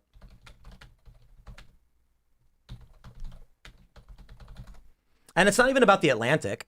It's it's not even The Atlantic. It's tons of other sites. You got The Atlantic. You've got Left-wing terrorism is on the CSIS. rise, yeah. Well, on the rise is different than saying that it's coming For the primarily first time from in the more than left. 30 years, attacks by the far left outnumber those by the far right. Subhead. What's the methodology? Do you mind scrolling down and reading a little Oh, bit no, of it? no, we don't care about methodology because, like you already said, if a white supremacist punches his No, wife, No, I Which care one is about increasing? methodology. not, That's why not I'm on the study saying, from the. Not, that's no, why no, I'm no, you saying, don't. No, you don't. When the That's why I'm White saying House, that the ADL when the is White not House one cared to about be the trusted methodology, because you I said you probably should have agree taken with it you. down. Wait, So the sorry? study is When a the White House CSIS took down study. flawed methodology, you disagreed with it I don't think that the White House should be in the business of unilaterally taking down from their own findings website. Not when they personally disagree with the findings, unless those people that authored the study have a reason to retract their findings or have some sort of methodological error that they find themselves or some sort of peer review comes in Alright. and sees an issue with it, then I could see the argument to take it down. But partisans within an administration, whether it be a Democratic administration or a Republican administration, should not be concealing data from the American Alright. public simply because they have personal disagreements with it. Then I think this should be on every Democrat politician's website too. What is this? I'll read it. Combined variance rates. Combined violence rates. Oh, violence. My eye. That's Okay, but that's So when you reach my- Can I This is- ask this you is something, violence- Tim? look. Isn't that like a ChatGPT created thing? This is a graph that I made, regardless of where it Yeah, came but from. where? Doesn't matter. Yeah, because I ChatGPT made makes it. a lot of mistakes, so I No, wanted no, to see no. what It's they my did. data. I just had a graph made by GPT. Oh, okay, what's the data? The data is that when you combine the sum of all cities in the United States, you will find that Republican cities have 858 instances of violent crime, and Democrat cities have 21,765. Okay, Does the methodology matter or not? yes. Well, Yes. to me it does. Of course it does, because we're being honest. I'm a researcher. But when the White House says we've got flawed methodology that claims a guy punching his wife is an instance of terrorism, that's not real methodology that informs yeah, I the don't know. American Here people. you're talking about crime in like Democrat-controlled cities versus That's what I that, said. which makes kind of sense. Violence because rates in most cities based on are political party. Democrat, right? That's so That's not- obviously. When you say Democrat cities, like the mayor isn't a Democrat. Is that? Yes, is if that the, how- if the mayor and the They have police are bigger cities controlled that are by controlled Democrats, you'll see substantially higher crime than if they're controlled by Republicans. Those are raw Well, you numbers. see, right? Now, you're going there- to see higher crime in urban areas than cities anywhere. Indeed, and there are some conservative urban environments too, and they have substantially less I mean, crime. I've seen a lot of analysis that really, if you just adjust by racial composition, there is actually no Indeed. difference. I mean, I think the question my- of crime my- is actually a very easy question. Is that we just need to enforce the law and put people in prison. My point with this post is that the position that I occupy, which has typically been like moderate independent, but according to liberals is far right, is that there is a truth and reason, and we're trying to figure out how these things work and how we can solve for them. The problem is Democrats lie about literally everything, and Republicans are fucking losers. But So- we cannot so my turn point into is this. liars either. Well, we cannot turn into I'm liars amazed either. that I completely agreed. My point here, and this is factually correct, when you compare violence rates depending on the political party in the sum of cities, you find substantially more violence in Democrat-run cities. The perception of this and the proposed community notes is it makes people think that Democrats are individually as Democrats committing violent crime. The point of this, when I said, how fucking weird am I, right? When you get rid of fringe wackos and count crime by party control, which literally says party control, looks a lot different. Democrats lost their minds over this because this is true. Because when they create hate watch, like the ADL does, which I just showed you, they're going to claim that white supremacy is the same thing as Charlie Kirk. Would you mind if I ask you you to look pull something up unconvinced. from?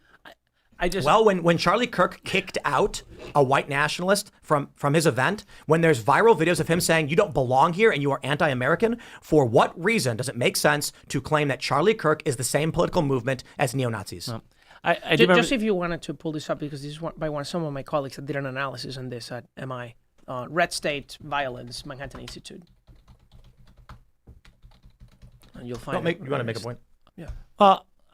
Chris Wray and the FBI at their annual report said that the greatest threat to You can go to the national graphic security bottom. was right-wing white supremacist violence. But this was, by the That way, sounds retarded. But this was a few years ago. I do think that in recent years, I think that you have a point that you've seen a surge on the far left of political violence, and it's something that you have to take seriously. I'm gonna make the point I made earlier again, just in this context. It's because you aren't paying attention to the ground. You are looking at top level national news and ignoring the thousands of blunt force terror that's been occurring across this country. So when you have Andy Ngo get beaten in the streets, it finally makes it to the national news, and this is why intentionally far left direct action facilitators, whatever you want to call them, try to avoid killing or maiming. In the violence they engage in, they want to punch you in the face and break your nose, but they don't want to kill you because that will make national news. So when you say, well, it used to be that the right was more, no, I've been on the ground for over a decade. For 15 years, I've been covering this stuff. And when I would go to a conservative event, see a bunch of old ladies waving flags, I'd be like, there's nothing going on. In fact, when I'd go to a white supremacist event, they would insult me and call me a global citizen for being mixed race, but not a one of them would put a hand on me. When I brought Daryl Davis to an event to denounce racism, Antifa showed up and threatened to burn the theater down. And when Daryl Davis said, this is what I do, I talk with extremists, when he went across the street, they threatened to kill him too. The problem is CNN won't cover it. The New York Times won't cover it. So then you, watching the surface level news, only ever hear about some fringe right-wing extremist and think, wow, white supremacy is bad. But how many white supremacists actually exist in this country? Hard data that we saw from Vox was that there's around 11,000 self-proclaimed white supremacists of any kind of organized faction. But there are hundreds of thousands, as we've seen from Occupy protests, from George Floyd riots, self-proclaimed left-aligned extremists. Now, I'm not going to say that Nancy Pelosi is a threat to my personal freedom or anything like that. I think she's a scumbag who's doing insider trading. Mitch McConnell, I think, is also a do-nothing scumbag. I think the Uniparty largely just wants to maintain the status quo, and they want to profit from it. But when you actually go on the ground to all the various protests and riots, what do you find? The left is more likely to beat the shit out of you, but they intentionally hold back from killing you. The right, like Charlie Kirk, the Turning Point, and Turning Point, as well as the Tea Party, you're never going to get physically assaulted at one of these events. Never. It's rare. In People fact, are very nice. At Patriot Prayer in Portland, when a guy showed up shouting the N-word, conservatives kicked him out and told him to get lost. When a white nationalist showed up to Charlie Kirk's event, he kicked him out. When Nick Fuentes tried getting into a Turning Point event, they kicked him out. And recently, Myron Gaines and the Fresh and Fit podcast were Yeah, the temporarily anti-Semite, banned from Turning Point's event, although they were ultimately let back in after the fact. No, that was pretty shameful, and they need to be better at banning that type of person. Well, I don't know if you want to ban people with bad ideas. Well, I wouldn't have you in my event if you're wearing a shirt mocking the says, "Let 'em Holocaust. cook." Yeah, I'm that sorry. was terrible. You're not My point welcome is in this ultimately event, this. private property, you know? My point is ultimately this. For the people that sat back and didn't pay attention to the ground level violence, they're like, what do you mean? The left is never violent. For people like me who've been on the ground, I've only ever been shot at by people on the left. What about January 6th? January 6th was very bad, and sometimes it happens. How and did the rioters you should go to feel prison. about one? I don't think sometimes it happens or whatever when you're talking about an insurrection, but for two, How is it what an did you insurrection? think? What did you think about President Trump pardoning all 1,500 of them? Including the violent ones. Yeah, absolutely correct. The violent absolutely ones? correct. Indeed.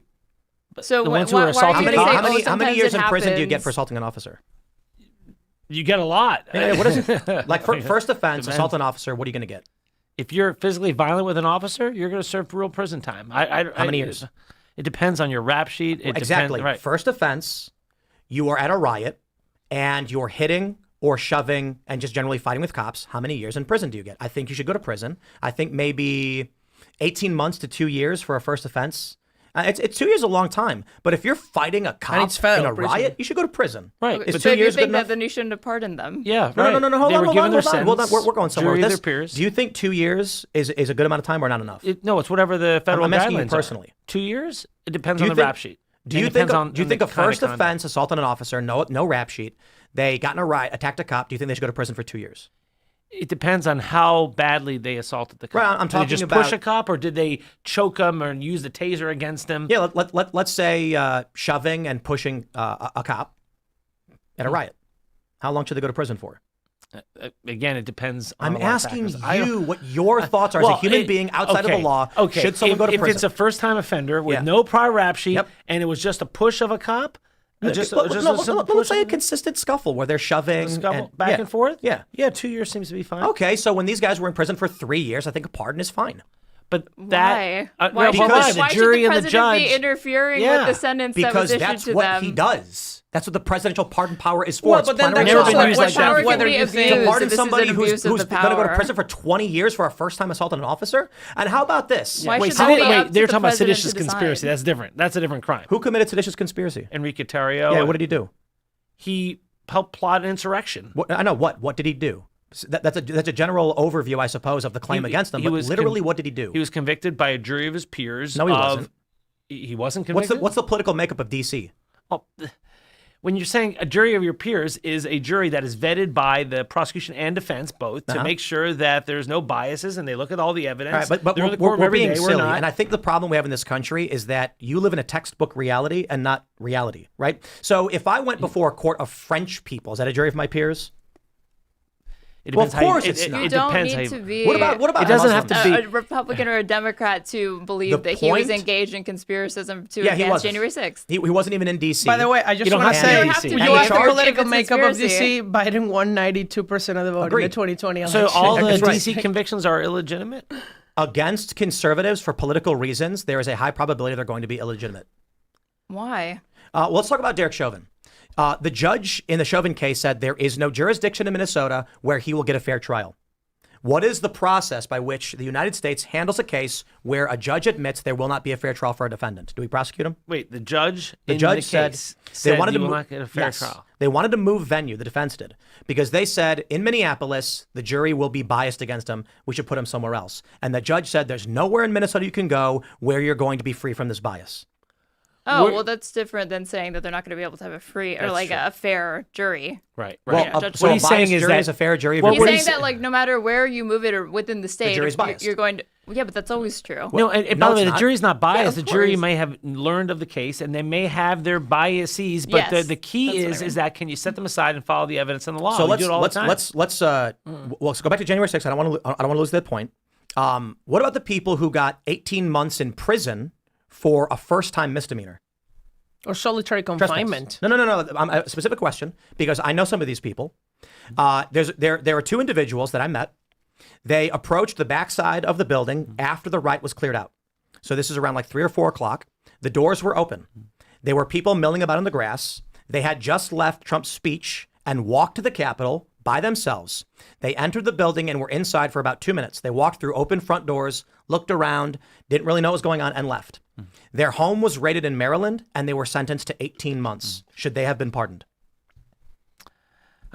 Look, you're bringing up. I'm asking this you for your case. opinion. I I'm need, asking for your opinion. No, I need to In see the this specific circumstance case. I I don't described- think that's fair to give me a situation unless I actually see. I want to see the specific charges. I want to see the Then let's make probable it a cause hypothetical. affidavit. Two individuals who stumbled 2 hours after a riot to a building and didn't know what was going on. Should they go to prison? Oh well, it depends. It depends on if they were at the Capitol and they went inside. Yeah. That's trespassing, and they should Okay, so they should if- punish, and they shouldn't have. By Let the me way, ask you a none of question. these people, I think, should So have been let pardoned me ask you a question. If I walk on a private property, can I be arrested for trespassing? after you've been warned. Okay. So if these people weren't warned, they can't be charged. The Capitol grounds, they were warned. There are signs up. Nope. The They signs were all removed by the rioters. They didn't know that they were improperly entering, and were they busted How for would they have trespassing known? or improperly entering a government building? That's also a different charge. So they got charged with. They got the obstructing an official proceeding charge. Right. and they got the misdemeanor trespass charge. Okay. And they weren't allowed by the judge to present evidence proving that they were only there for 2 minutes and had just walked up and didn't know what was going on. The judge actually barred them from video evidence that they had where they were like, we're just walking down D.C. It's like, we're going to see what's going on. There's people at the Capitol, I guess, and they didn't know what it was. Well, why should they be in prison? And the fact that you can't clearly and plainly say innocent people who got caught up by accident should be free to go is what's wrong with this country. But they had a trial. Because this is the banality of evil. And the judge did let them present evidence. But that doesn't matter. But I the don't cure care of that about is not a trials. pardon, it's an appeal. I don't care about trials, okay? I care about, are we going to be a mechanized state that imprisons innocent people? You say yes, I say no. The I don't only think way there that we is. can determine that is using trials. No, you can't. What do you No, mean? yes, you what, can. What other And there are alternative others. would you so, suggest so then? in that case, the capture of Maduro was completely legitimate. It was a legal process by which Trump course was it allowed is. to do it. Yeah, there you go. So No, Trump but of used- course it there- is. There was an indictment, and the DHS and the DOJ went and got Maduro. All legal. All allowed. Can I say something since you mentioned that? I am very happy about the capture of Nicolas Maduro. I went to the courthouse where he was arraigned, and I saw the people who were calling for his freedom. Wow. You know, I really in disagree front of with all the Venezuelans. you about. I think I disagree with you because your defense of Nazis and how they prosecuted Jews, I think, is a bad thing. But you agree with it. So, I mean, I'm sorry, what did I the Nazis defend had Nazis, trials or how and do they you had mean? indictments and arrests of Jews, right? So that makes They it had legal and trials? Do you think that because I'm defending the principle I'm being of like hyperbolic adhering intentionally to the to Constitution make the point that and just defending because the an rule of authority law, figure says it's true doesn't mean it's true. Just because a government official says it's legal and allowed doesn't mean it's a good thing that should be allowed. And when the Nazis, did you and I know understand it's me to be Godwin's law. saying I know that it's Godwin's all law. laws are moral, correct? You said or the that only way we there's- can do it is through a trial. And I said, no, you can't. Well, what's your alternative? The If you presidential don't- pardon power. Yeah. So instead of a jury of your peers, Well, you no, think that power should be You're saying concentrated, jury like of your peers people's to make a innocence political and guilt you're, should you're hinge applying a on political manipulation the to the statement. president, and that should lay with the executive. There's Why? a reason the president That's has the also a ability to partisan pardon. No, I don't thing. think he's saying that. I think he's saying that the presidential pardon power exists to fix the errors that happen sometimes in trials. I'm not saying that in this case it was justified, but that's why it exists. It That's was why the absolutely founders- justified. The people who went to prison for violence deserved to go to prison and did. And they were in prison for 3 years, and I think that's good. The people who didn't know a riot was happening should not have been charged at all. Some of these people because have you gone should on be to warned. reoffend since he has pardoned them. right. And they should go to prison. Well, they were already in prison. If he hadn't pardoned them, then they wouldn't have Yeah, I reoffended don't know in the about the first place specific because they Assault would an have just been officer serving doesn't out their warrant sentence. 20 years in prison. I'm sorry? You think if an activist punches a cop, they should go to prison for 20 years? Depends on the circumstances. Like Dave was saying, I would need more information to know because it's going to depend on, is it their first offense? First offense. Oh, well, give the fact pattern again. Let's say a person's first offense, they're at a riot and they punch a cop. Should they go to prison for 10 years? They punch it for 10 years, if that's the probably sentencing not. guidelines. But why not? Well, hold on. But again, if that's the sentencing guidelines Yeah. and they have a trial and they're found guilty, then yeah, I believe the law should be followed. And then from there, they can appeal. But I don't Now- think that the president should come in. No, then the and solution, by the unilaterally way, the pardon them solution because they would be a disagree pardon with would it. be a commuting of the sentence if you believe Which is it. what Trump did for the Oh, violent it offenders. was a commuting? Commutations. okay. I think There like are Enrique Tarrio legal was a means commutation. to appeal decisions and overturn decisions. And the presidential and pardon power exists for a reason. it does, but there can also be abuses of those powers. And I view See, the just this- blanket Like pardon of Biden when he 1,500 pardoned individuals everybody the is day an before he abuse of left that office, power. He was including pardoned. his own son. Well, he wasn't even in Oh, D.C., that was and I think there's an corrupt as argument made fuck. for that. Yeah. But I I think disagree Biggs was with you on that. commuted. But I love everything you're saying because it proves the point I made earlier. You don't care about what's true. You care about advancing your ideology. Okay. So if an argument exists that like a far leftist who punched a cop shouldn't go to prison or accelerated a vehicle towards an officer, When they didn't did do I anything say wrong. that? I'm not and saying that they I shouldn't don't go to think she's prison. Yes, saying that, they should Tim. go to prison That's for a little 10 too years, and that harsh. sounds excessive to I me. look forward But to if every those are the single guidelines, then Antifa getting fine. 20 years in prison. Every progressive activist who obstructs an officer for the first time and pushes or evades in whatever way, maximum motherfucking ass penalty. Okay, wait, That's wait. why you Can have I give you- sentencing guidelines. But that's why you have sentencing guidelines to make sure it's a little more formalized and consistent. I actually think that a progressive activist who gets involved in a riot and hits a cop shouldn't go to prison for longer than a year. Wait, no, actually, but- I actually think if Okay. there's a cop at riot control and there's a riot happening, But and they're an not even activist going- they're shoves not the even cop- getting let me finish. charged. If an activist shoves the cop, I think 7 months, 8 months, house arrest for a first offense. And the reason we do that is we say, you got mixed up in something bad, don't do it again or the penalty will be worse. But with the J6ers, and it was a very serious event, deserved years in prison in my opinion. And they got it. And so for Trump Some to of them. pardon, so the issue is violent individuals went to prison for years. Some got solitary confinement and they deserved it. The individuals who trespassed and didn't know what was going on and walked peacefully through the velvet ropes shouldn't go to prison for years. They should probably get community service and maybe like 12 months of probation or something like that. That's I don't what know appeals that are for. everybody got years in prison just because of their participation in January 6th. You said one more time?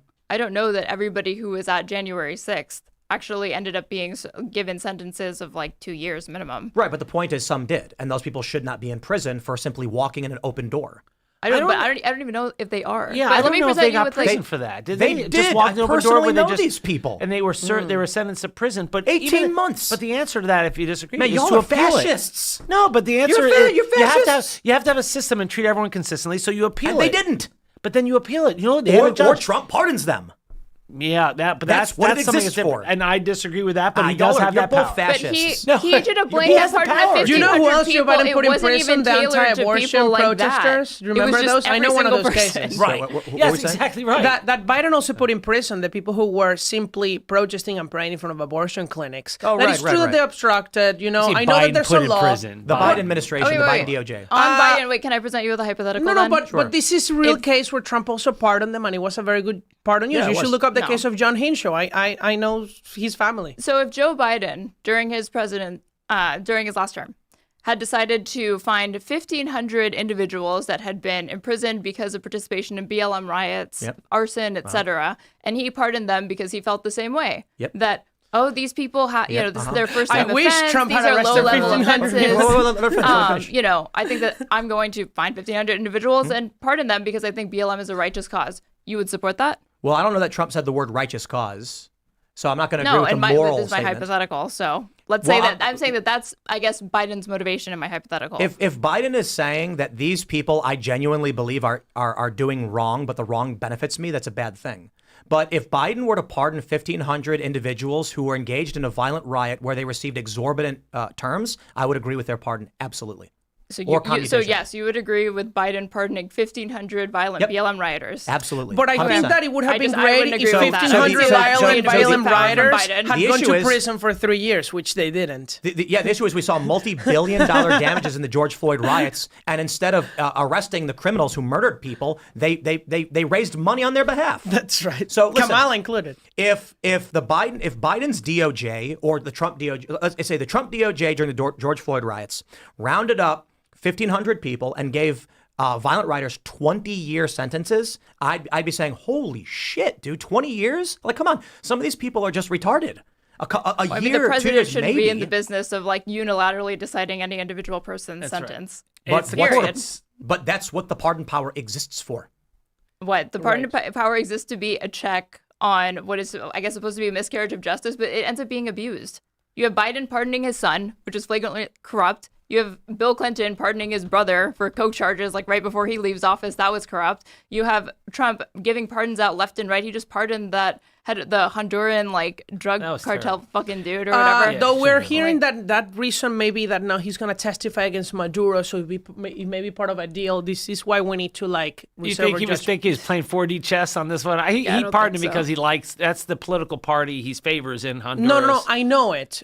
But we need to let the story play out a little bit more. The trial of Maduro is March 17th. It begins. I think there should be a congressional check on it. When we may get a deal because of that. I think all that really matters is what you described to me and the way I perceive your worldview is if it is legal, it'll happen. And maybe it's not just, but we're going to let it happen. I view you as an ideologue who will say whatever you have to advance a political ideology. But there is a reality to what is going on. And some things are good and some things are bad. And some people are innocent and some people aren't. And we live now in what I call the machine state, where an individual will be arrested on fake charges or trumped up charges, and your worldview says, so be it. And I've been victim of that. I think your worldview is the system is corrupt and should be burned down by any means necessary. What Neither I of just which are said- good for anyone who lives in this country. Well, I'm literally criticizing the president for going against what I view to be like the spirit of the law by mass pardoning 1,500 violent no circumstance criminals exists from January where leftists 6th. are getting arrested, That's not, so your how is hypothetical that is easy to say. anarchy? How is that? didn't call it I'm saying anarchy. that the law ought to be enforced and that their convictions ought Well, it's just not and true. sentences ought to be carried out. Conveniently, when a woman accelerates her vehicle into a cop hitting them, you're magically on her side. I assume innocent until proven guilty. Well, she for hit him. one, It's on so that video. is a default for literally every single individual in this country that is What does that have charged to do with hitting a anything, cop with a car? For one, and for two, because you just said that I believe. How did you characterize my defense of You will this say whatever you individual? need to advance your ideology. And you won't. You just Me- said that. You just Me, said you no, approve I've of criticized 1,500 Trump endlessly. violent criminals. I said being Trump was pardoned. wrong. I said Trump lied. I said Trump shouldn't have gone in Venezuela. Yeah, I'll say it all the fucking time. I am not here to advance an ideology. I'm here to figure out what's really going on Wait, in you the don't world. think Trump should have done the thing on Maduro? I say 45% yes. So like Okay. 55, I'm against him going in. And the issue is, as much as Maduro's a scumbag and he's illegitimately in power and he's oppressing and hurting the Venezuelan people, there's two big questions. Why should the U.S. create these risks to itself? We have internal priorities. Yes. So it is a priority for us because there are foreign policy ramifications, but it's low on the list as far as I'm concerned. The second thing is, are we going to see destabilization in the region, which makes the problem substantially worse? And there's a good probability that will be the case. Do you mind if I make a quick case, Amanda? Yeah, go ahead. Yeah. Well, I don't think that this is about just like justice, in which case, I mean, obviously it's justice because it's a grand jury indictment, so it's a law enforcement operation of capturing him that went really well. But this is really when the left says, oh, this is all about oil. Actually, that's not a bad thing.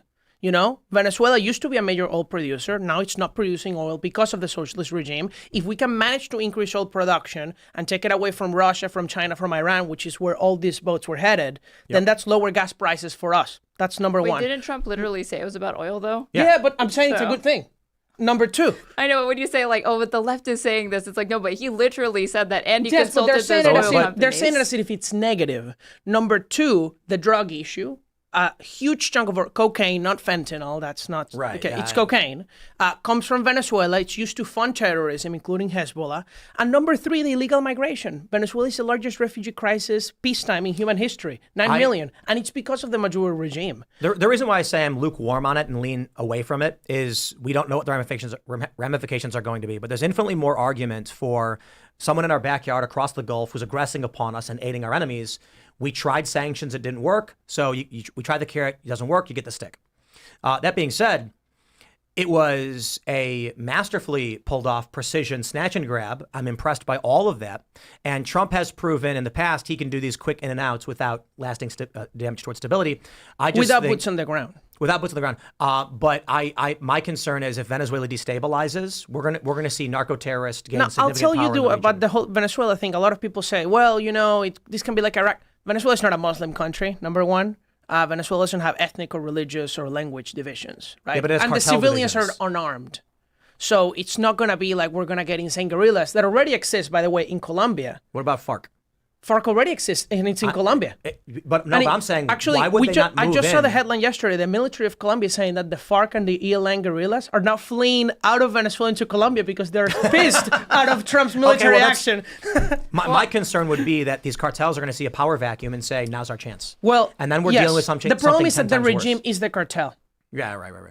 Like they literally are. The issue I have with it is the issue I have with literally everything is I have no problem calling out literally anybody. I've criticized Megyn Kelly. Tucker, I'm a bit lukewarm on. I have questions, but he's allowed to have his opinions. Well, he so- sass the Venezuela thing is about gay marriage. I mean, that's ridiculous, right? He literally said that. It's about a new term that I had never heard before, global homo. That's why we care about Venezuela. No. Global homo is a very old term. Oh, really? It means Okay. global homogenization. It's Oh, a- really? I thought it was global No. homosexual. He did say we went in because he's very culturally conservative, Maduro, and we wanted to impose gay marriage Maduro on literally Venezuela. funded BLM in the United States. Global homogenization. So the reason why I think the Israel narrative has emerged so strongly is that this is a standard intelligence manipulation. So when you're dealing with a group of people and you want controlled opposition and they're on the right track, you need to give them the wrong track. So what I see is happening is over the past 10 years, the right in this country has been heavily focused on the World Economic Forum, the SWIFT payment system, the International Monetary Fund, the what's called the Liberal Economic Order, which was created by the United States and Western powers following World War II. And the right has largely hyper-focused on that. This is really, really bad if you're part of these corporations and these like nobility, royalty, House of Lords, things like that, because you basically have a population pointing directly at what you're doing and obstructing you.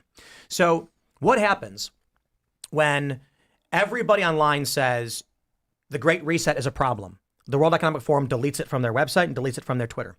What happens when people say, hey, look, you will own nothing and you will be happy? The World Economic Forum deletes it and they scrub it.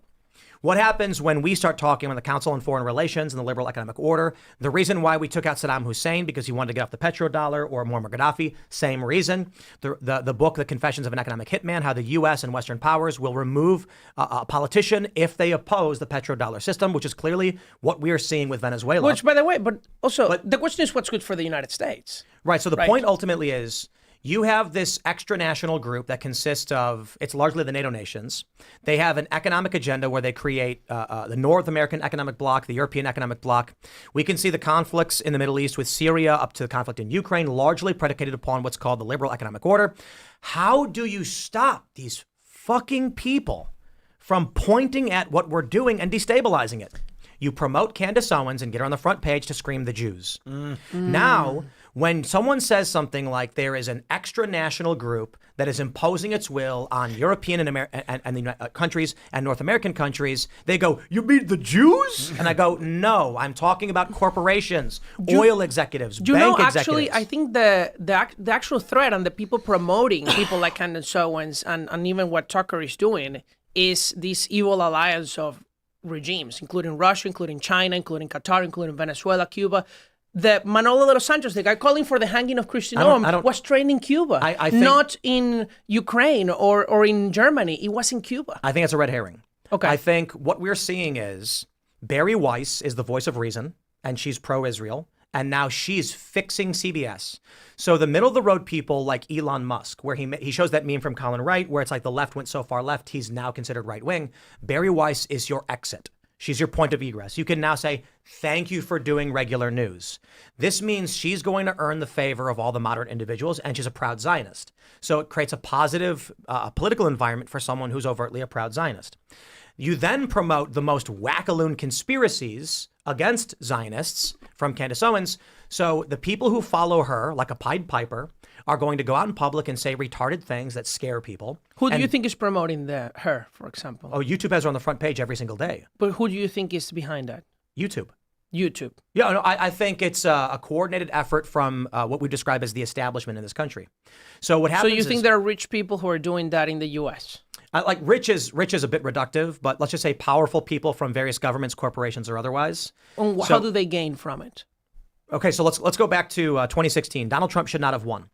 In the leaked emails from WikiLeaks, the Democratic Party said Donald Trump was the Pied Piper candidate. They wanted Donald Trump to march all the conservatives into the sea to their deaths, figuratively. That by having him be the nominee for the GOP, Hillary Clinton would get a slam dunk. Unfortunately, Hillary Clinton is massively detestable, and Donald Trump was actually able to pull off a win. This was largely due to what the Democrats and even the Republicans missed. The Republicans did not want Trump to win. They were fighting against him. The Democrats didn't want Bernie Sanders to win. But the internet allowed for a bubbling up of a generation of populists. On the Democratic side, they used superdelegates to push out Bernie Sanders. On the Republican side, they had no such mechanism, and Trump wins. Well, what happens next? They accuse Trump of being a Russian asset, of colluding with Russia. Well, in reality, it's the worst thing that's happened to Russia. Things that were all just silly and nonsensical. They impeach him. And they wage all sorts of political. They did impeach him. Vladimir Putin. I don't think Trump's the worst thing that's happened to Russia. Oh, I do. I think Russia is very much in trouble. We're seizing their boats, the illegal oil boats, destroying their oil supply. Let me wrap up this chain of thought, just so we can move on to those points. Donald Trump winning was outside of the plan, and it was only possible because of the media, social media, the ability of user-generated content, which had just for the first time emerged. Barack Obama famously used Facebook in his first two elections, but ubiquity was not there. CNN was still getting 5 million viewers every single night, and social media was in its infancy. But around Trump is when the flip started to occur, which allowed for a media environment where people were promoting Trump, and he actually crossed the finish line. Political lawfare was then waged, trying to stop Trump. He was, again, accused of being a Russian asset. He was impeached. We spent millions of dollars doing it, all of which turned out to be silly. He never had hookers pee on a bed, all just utter nonsense. So eventually you get the 2020 election, and he does lose for whatever reason you think he lost. But then something happened. Joe Biden was massively unpopular. His presidency was miserable. The Afghanistan withdrawal was the turning point in which his popularity collapsed, and it's very difficult to maintain Democratic enthusiasm going into 2024 when Trump gets to point the finger and say, I was the right choice. And so what happens? Thanks to the work of Charlie Kirk, Donald Trump wins. And I believe almost entirely Charlie Kirk. Of course, there were many efforts by people like Scott Pressler. Elon Musk funded a lot of this. But Charlie Kirk's $160 million organization went to high schools and colleges and got a generation of young men to shift rightwards and create these trends. How do you stop an emergent phenomenon? Well, there's a couple ways you do it. First, Charlie's got to go. You cannot have this leadership that is guiding a generation. So he's dead. Whoever did it, whatever it may be, maybe it's progressives. That's what the FBI is claiming. Maybe it's deep there's state. a brainwashed generation like this kid who killed him. The point is, presumably the kid, it's Robinson who killed him. Either it's left-aligned advocates who are like, he's making Trump win and must be stopped, or the deep state, whatever you believe. Charlie being gone is a major advantage to those who never wanted Trump to win in the first place. The next thing we see is the overt demonization of everything he built. Turning Point was one of the most powerful organizations making young people vote right-wing, and those young people are entering their 30s. Gen Z is now about to be 30 years old. They're trying to buy houses, and they are leaning rightward. So Charlie Kirk gets eliminated. Then you need to eliminate Turning Point. Well, what do? Candace Owens starts chasing the narrative. Turning Point intentionally killed Charlie Kirk, or at least knew about it. So if you are an elite establishment, liberal world order guy, you say she needs to be the most prominent individual for conservatives. Put her on the front page of YouTube. Same as Nick Fuentes. Nick Fuentes is banned, but they have on Instagram blasted him out like crazy. And so the presumption now is, based on what we're seeing, if I was intelligence and wanted to make sure J.D. Vance does not win, well, you've got Nick, who hates J.D. Vance, and you've got Candace, who also hates J.D. Vance. But Candace is accusing J.D. Vance of weird things that are off-putting to a suburban middle-aged woman. YouTube puts her on the front page and makes sure that new users on air-gapped machines are going to get her show, and she gets 120,000 concurrent viewers, making her the biggest live stream in the country. You now are creating the Pied Piper, who's going to lead conservatives, either through a desire for money, clicks, or because they believe her, into sounding like retards. We call this the retard right. Because if you want to win for your worldview, going to a person walking down the street and asking them if they believe that Erica Kirk is a literal machine built by the deep state as an actual robot to control the minds of people, and that Turning Point has betrayed Charlie's behind it, and the Zionists invaded Venezuela, they're going to look at you like you are fucking retarded. And you will earn not a single vote. And I'll tell you, there are a number of people who believe that it's crazy. You mentioned CBS News, and so I did something with the Free Press a month ago that just got published, where we talked to Mandani voters in the street in Washington Square Park, and I'm from Venezuela, socialism. So these kids ends up telling me at the end of the conversation, unprompted, oh, well, but the Jews control everything anyway. Gosh. And so what do we have now? There was a repulsion towards woke, Bud Light Effect, Target. These companies lost massive amounts of money, and the corporate press largely attacked Donald Trump for years, damaging their credibility. See, I talk about the time when I stopped watching CNN. I used to watch CNN 24/7. It was always on. Because if news broke, CNN would have it. This is true. In 2018, I had a projector. I thought you were just 10 feet. This is true. No, it's not. A story would break, and CNN would be like, breaking news, there's an earthquake in Southern California. And I'd be like, wow.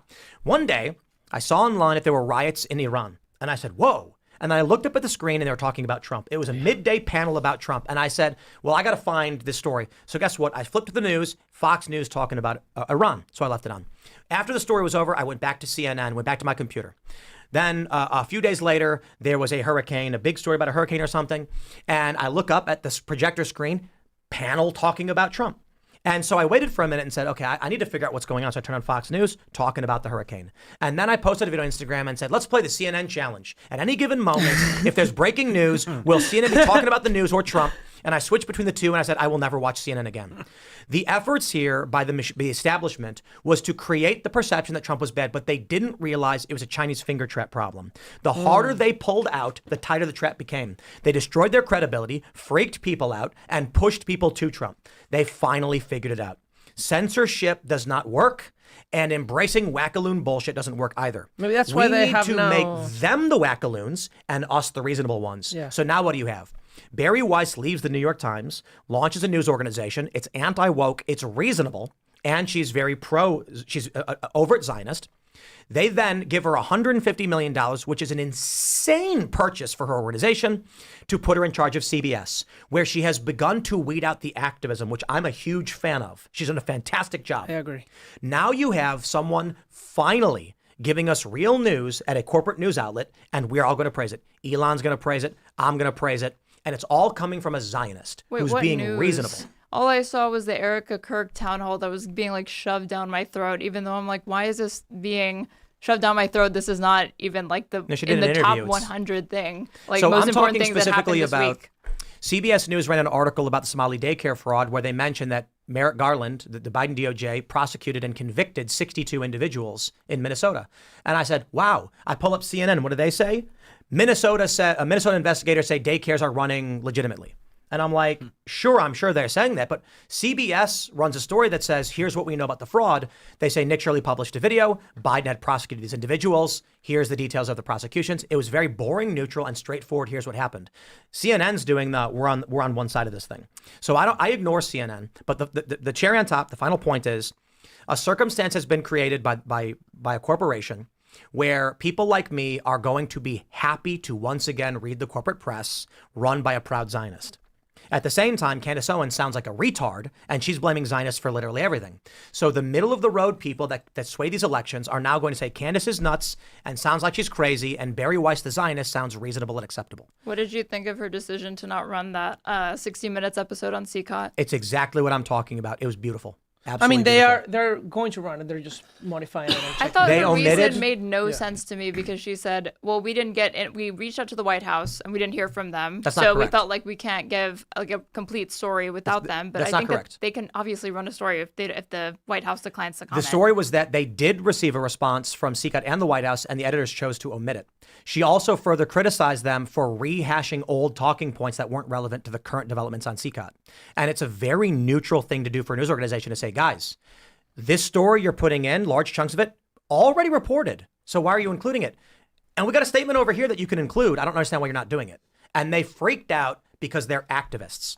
When Tony Dokopol, however you pronounce his name, ran a story saying, on the anniversary of January 6th, Donald Trump claims the Democrats are presenting a false narrative on what actually went down. Well, Hakeem Jeffries says that Trump is trying to rewrite history. End of story. They said that he was both sides in the issue. And I'm like, no, he just did it's a normal news report. Trump said this, they said this, more at 11.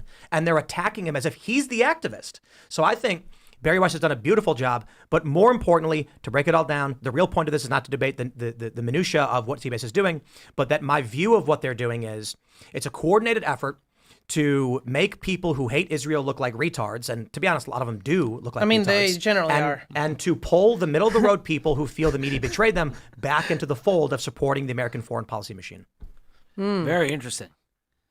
Well, That's what I do. Hey, I like Barry Weiss, and I think that we I should think give her. she's doing great. We should give her, time to try to fix things that you're saying it's already fixed, but it takes Oh, time. bro, There's I a lot of mean- institutional issues there. I've been at reading, CBS. I've been pulling up CBS News articles, impressed that they're actually reporting the news. And I'm glad they hired Barry Weiss. While I can point out, I think there's a strategy behind everything they're doing. Some might view this as malicious. I'm not saying it's good or bad that they're doing this. I'm saying it appears to be what they're doing. And by they, I mean powerful politicians, corporate interests. I think YouTube is intentionally putting Candace Owens on the front page. What I mean by front page is new users who don't follow politics are being recommended Candace Owens because they're trying to tell conservatives, and it's a brilliant strategy. There are a lot of people who are conservative who are actually only espousing these opinions because they get views and they make money. We saw this with the emergence of the white nationalists on YouTube years ago, but they got banned. It didn't get rid of their movement. Nick Fuentes is just more popular. But if you can convince people who are chasing an algorithm that sounding like Candace Owens is the way you should bring your career, in 5 years, these people will not have careers anymore, I guarantee you, because they sound like retards. Their views are being propped up by recommendations that won't exist. And there's some individuals that I know that are friends of mine that have shifted their narrative from powerful corporate elites and governments are manipulating us and stealing our money like big corporations, and they're not paying their taxes, to now it's actually the whole time it was the Jews. And I'm like, Well, okay, when it's in not, reality, and you're it's wrong, and you the sound Somali stupid. daycare owners. You mentioned the CBS getting better. I did not find this story on CNN, on CBS, or anywhere really except Fox News, which is Jim O'Neill, and I mentioned this before the show, that I think he's the Deputy Secretary of HHS. He confirmed that the Somali UN permanent representative, his name is Abukar Dahir Osman, has ties. He's listed for Progressive Healthcare Services in Cincinnati, which is one of the fraudulent daycares. And it gets better because this is the president of the UN Security Council right now who was calling a meeting to condemn President Trump for arresting Maduro. So we have the immigration story in Minneapolis, the daycares, that's why we have the riots. That's why this person died. We have the Somali daycare itself, the fraud. We have the UN. We have Venezuela, all connected. And I think it speaks to the idea there is. No, I just found this on CBS. U.S. seizes fifth oil tanker. Wow. Oh, yes. And they're publishing the videos, which I find really badass. I will say this as an aside on the Venezuela thing. People need to understand that in 2006, Chavez stole American oil infrastructure to the tune of billions of dollars. Literally My family's stole. gas station actually was a British Petroleum gas station. And then they seized. I don't mean even like the gas stations for sure, but there was oil refineries, wells. Yes. And these were owned by American oil interests through a legitimate agreement, and Chavez said, it's mine now. That's right. And not just oil, mining, Right. car manufacturers, like everything you can imagine was seized. I think people need to understand that after we had billions of dollars of infrastructure seized by the Venezuelan government, the U.S. did not engage in kinetic retaliation. We largely just said, man, you mother. And then for 20 years, sat back as they utilized our investment. And destroyed it, really. Well, but yes. It's been destroyed. That's mismanagement. If Yeah, anything. well, but that's what happens because the government doesn't have the incentive to make profit, only to win elections. Right. And so they give everything for free. They didn't do maintenance. The refineries that you talk about exploded. You should look them up. It's called El Palito. I know, and but they wine. didn't want them to. They didn't want them to. They didn't want them to. Of course, it's bad for them too. I think my prediction for the next few years, based on everything we're seeing, is that the right, the retard right, is going to fizzle out and burn out. These are the people who think the Jews are responsible for everything, because that worldview can't do anything. Right. If you genuinely believe the Jews control everything, what is your mission to better this country? Quite literally, there isn't one. It gets You're very not gonna dark. invade actually. Israel. And it doesn't stop with the Jews. It always goes to then Western civilization, like what Tucker right. Carlson's doing. He starts with the Jews, but then now he has a place in Qatar. Now he's saying that we should all. He actually said that there's never been any American killed by Islamic terrorists. Since 9/11, he said, and Since 9/11. and he had a Daily Caller person who Right. got beheaded by ISIS, Well, who he found a Daily Caller. Right. How about the people that's at so the weird. Pulse nightclub in Orlando or San Bernardino, California? Yeah. So, yeah, I do think. I wonder where that eventually leads. Well, listen. Like it is so absurd to say. I've not seen Tucker, but on the surface, presuming he has said that, so I'm not trying to. He did, I'm right, not trying to Dan? defer. He did. He did. That's insane. It's insane. And when you go to go to any random liberal or conservative and say that to them, they're gonna be like, "That's retarded." So my point is this: if you want to win an election, I need to go out, find a random person and ask them, "What do you need to do to get them to vote your direction?" They're gonna say, "Make my rent lower, get me milk, By the bread, way, and that's why eggs." Mamdani won. Exactly, I agree. And Mamdani is an evil activist who wants to destroy the police. I mean, he has really bad intentions. I actually don't buy the whole thing, good intentions for him. But he was a very good campaigner Right. on it. And now we're going to see him. What did he do when Maduro got arrested? Oh, this is a violation of international law, an act of war. The same dude who wants to arrest Netanyahu. Right, I called so him what are you out. talking? So you want war with Israel, I'm said the guessing. same thing. So, That's right. so we'll just Then it's let's- okay. Let's just say this: what policy position can you make to benefit the life of the swing voter by blaming Israel for all of their problems? No. It's not a rhetorical question. No. If I were to believe that Israel was actually secretly controlling everything and was the root of all of our problems, what would I say to a person walking down the street to vote for me? Would I say, trust me, I am going to cut off funding They say to they're Israel? going to cut off foreign aid, which is peanuts. Now, if you want to cut off all foreign aid, I think that's fine. That's a principled argument. I think it may be one of yours. That's fine. I agree with it, yes. That's principled. But to say one's gonna vote for you. right?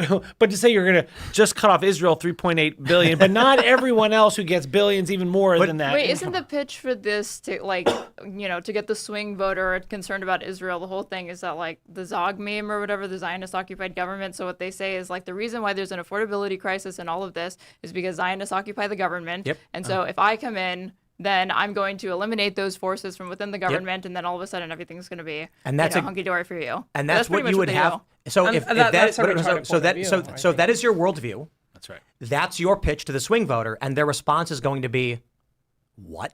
No, that is Get rid of all the increasingly more Jews? and more people, because more and more people are like flocking towards Candace Owens, towards Nick Fuentes, Because and Nick YouTube Fuentes and wants them Candace to. Owens. Well, and the Because schools YouTube are puts her not. on. Look, YouTube wants clicks, so I don't No, think that no, it's no, a big, no, no, I no. mean, I know people within YouTube obviously have Mr. political Beast biases. gets clicks. And the reason why is because YouTube makes him default for new users and for so the algorithm tries Right. to find what you're going to watch. The other day on X, and I got questions about Elon on this one. In my feed, actually, let me just pull this up because I want to show everybody and prove it. So I'm going to pull up the image. I got a post from Candace Owens. I don't follow Candace Owens. And so I screenshot it saying, this is really weird that X is putting her in my page when I don't follow her. Maybe a lot of people you follow are interacting with the No, post. look, I get people This on is my my For You following page that feed. I don't follow all the time. Oh, though. this This is is a your post from Candace following Owens feed. that is not a retweet, nor is anyone responding. Did she pay for an ad? And no, it would say promoted, and it would say retweeted, and there would be a comment, and I do not follow her. X put her in my following feed, even though I don't follow her. And so this is why I don't just blindly say they are actively pushing her worldview. And again, I agree more and more people are adopting this worldview, but it's not swing voters. It's people targeted by YouTube. Right now, it's not swing voters, but I think increasingly, as that becomes a bigger faction within the right, the Republican Party, they're going to start coming for swing voters. Absolutely not. Yeah, of course. They're going to want to increase their vote share. There's not going to be ever a swing population where Israel is the principal issue. It's just not going to happen. I don't think Yeah, most Israel's people going to be don't the care. principal issue, but I think it's going to be more of the kind of America First isolationism that they're talking about. That's an esoteric and they're faction. gonna contrast themselves against what Trump is doing now, because But- Trump with his FIFA Peace Prize award, I completely agree with you. not going to start any new wars. I completely He's agree gotten with you. There's the Argentina bailouts, there's Israel Iran, Yep. there's the Venezuela Oh, invasion. I mean, there's- No, There was hold on, no hold on, hold on, Argentina hold on. bailout, I gotta make this sure. point. Yeah. You are correct. Just and that is the intervention point. is my point, and then they're going to contrast Yes. themselves and be like, "No, I'm going to be the actual anti-war candidate," Yes. which is why Tulsi and JD Vance have been pretty quiet on the Exactly. Venezuela stuff throughout all of this. Now let's besides their, flesh this out. Twitter Let's posts. flesh this out. Right. What you were describing is the right, conservatives adopting a new worldview, not middle of the road people who don't pay attention. You have to actively choose to watch political news in order to adopt this worldview. But if you go to Times Square, if you go to Orlando or like Studio City, if you go to LA, go to Hollywood, most people are going to say, I don't know where Israel is. No, And- I don't think Well, you they do, don't know where because most Candace countries are. Owens is appealing to normies. Candace Owens at this point sounds like a targeted individual. She literally sounds like a woman who, if YouTube didn't exist, she would be screaming at traffic, in my opinion. And this is like YouTube is choosing this who is watches being her. fed out to normal people that are going to become radicalized just by watching her. I will bet you $1,000 that if we walk down the street and ask people what their biggest issue is, Israel ain't going to be one of them. No, I don't think it's going to be like It's ever always the named, economy. But I also It's think that always there's the like a economy. tension between what voters state is their top 10 priorities versus what actually motivates them subconsciously Again, to get I want to to clarify. I the voting think booth. what you're missing on this is swing voters are not involved in any of this conversation. So when you go to Ohio and you see some dude like, and he works for, he's a garbage man, he's going to be like, I don't watch politics at all. So there's no Candace Owens. He'll say, I don't know who that is. No, that's but that's the they'll swing watch voter. that, but then they don't even think of it as political. No, my point is, you are describing political factions. Swing voters tend to be nothing. Like I said it every story whenever I talk about whenever I have a story about talking to someone, it's always a poker table. So You play poker? I play it all the time.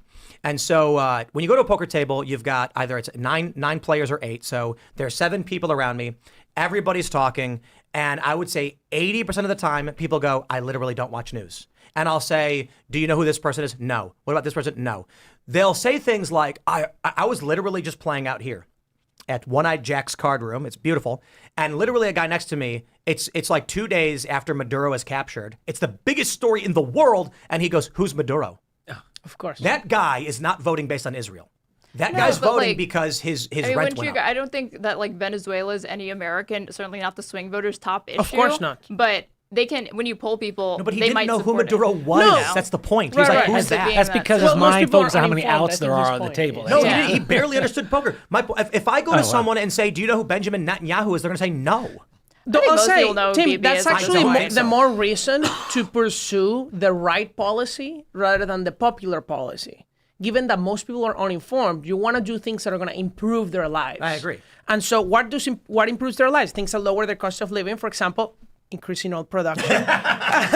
For Or example, not gonna be you mentioned the deal Argentina breakers. bailout. Like that's like a left talking point to smear Trump on something that was super successful to stop communists from taking over Argentina at no cost to us. Regardless of whether or not it's successful, if he positions himself as kind of the anti-war, anti-intervention president, And there's been but then no does these war, sorts of and he's bailouts- pursued our interests. no one That's what no one President Trump wants did. all people these are wars, uninformed, but so they kind of see this stuff and they see it as like a His fog of highest war. approval rating is on foreign policy now. that's What's true. tanking And actually- him? What's but tanking hold him on, is hold the on. economy. His approval rating is above Obama's and Bush's for the same time period. Yeah, it is pretty well. ironic. That's that America first, but his best ratings are his foreign interventions. In fact, if you look at because they're right? America First interventions. Well, but if you look at the polling, when you ask people, should we go and remove Maduro, it was overwhelming, no, do not And now it's invade. yes. And now it's the opposite because everyone Because likes he a did it winner. right. Because the military is just the best in the world, and they like a winner. Yeah. So I tweeted. and I think that the reaction of Venezuelans is actually helping of owning the libs, and you have the Venezuelans saying yes, screw socialism, is- and the libs saying especially no, in we Miami. want Maduro. I'll make one last point because we're just about out of time.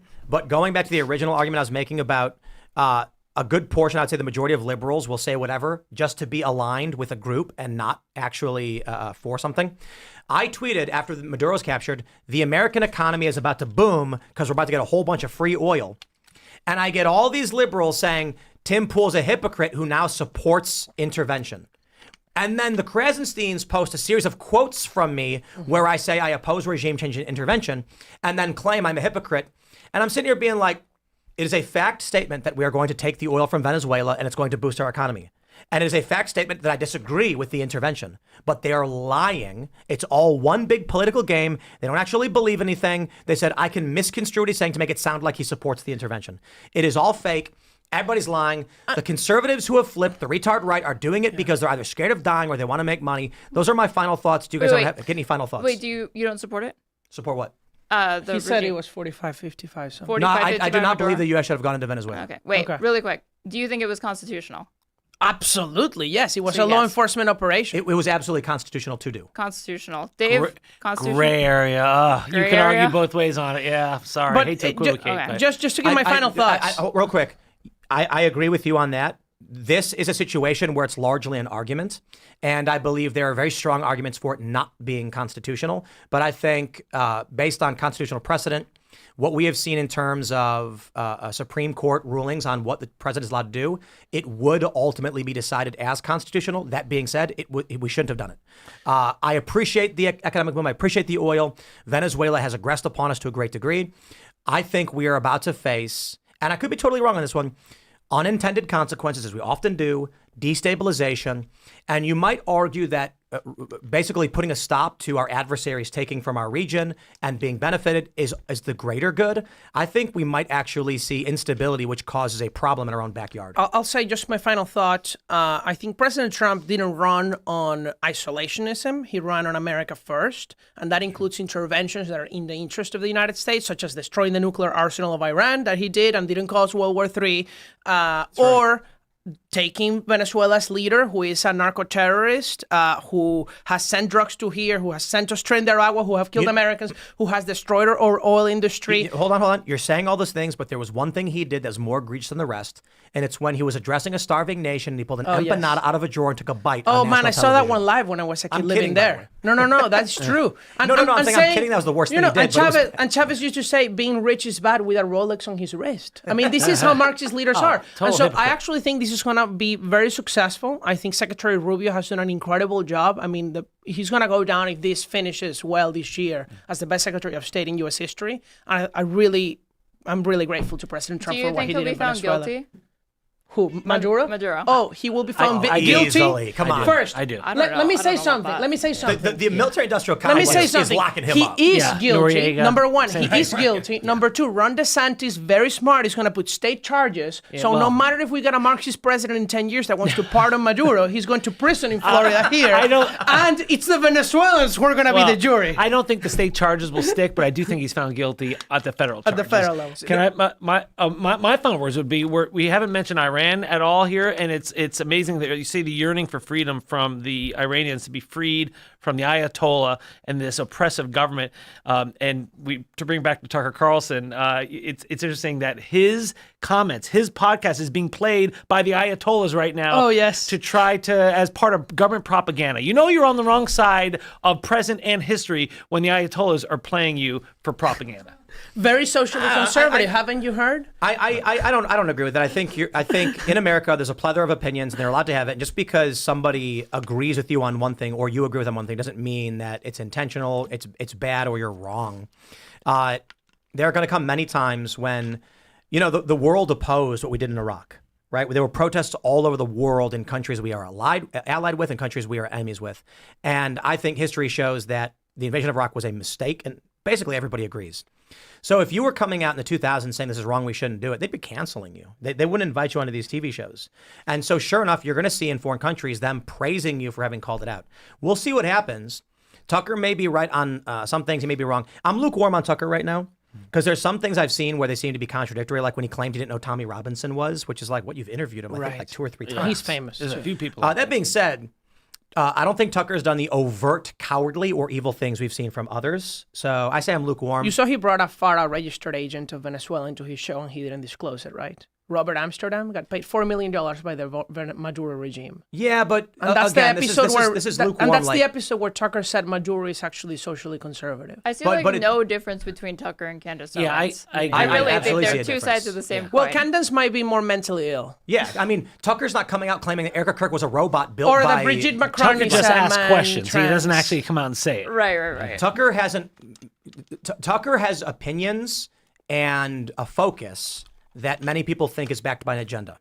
I'm lukewarm on it because I think people ought to have opinions. Do you have to disclose someone's FARA if you interview them? I don't know. I think it's fair to criticize though. Candace has said psychotic shit. Like Charlie came to her in a dream. Look, I'll make it personal. She claimed, quote, "The shooting Tim Pool survived was committed by his brother." That is just making shit up. Because, she said that. Yeah, she said that. And it's just not real. There was never a shooting I survived committed by my brother. There was never an incident where my life was in danger because my brother was trying to kill me. It's just not reality. It's fabricated. And that's very, very different from what Tucker does. Tucker just seems to have a bias. And you can disagree with it and say he's hyper-focused on issues that are bad for us, whatever you want to think. Candace is just saying psychotic shit that makes no sense. But we're out of time. Yeah. So if you want to nail some final points, or I don't know who did or who didn't, whatever, I don't know. I think I said what I wanted to say. Definitely, I'm Daniel DiMartino for the people who didn't hear it before. You can follow me on Instagram and Twitter, just Daniel DiMartino. And I'm Aaron, aka Straighterate or @Straighterate_ on everything from Twitch, YouTube, Instagram, Twitter. I do political commentary and React streaming. I'm Dave Aronberg, former state attorney for Palm Beach County, a.k.a. the Florida Lawman. You can find me on Substack at Dave Aronberg and on social media. Thank you all so much for hanging out. We're going to be back tonight with Timcast IRL. Don't miss it. It'll be at 8 p.m. It's going to be fun. We'll see how things go. I think there's going to be a lot more protests and riots across the country. But you can follow me on X and Instagram at Timcast, and we will see you all then.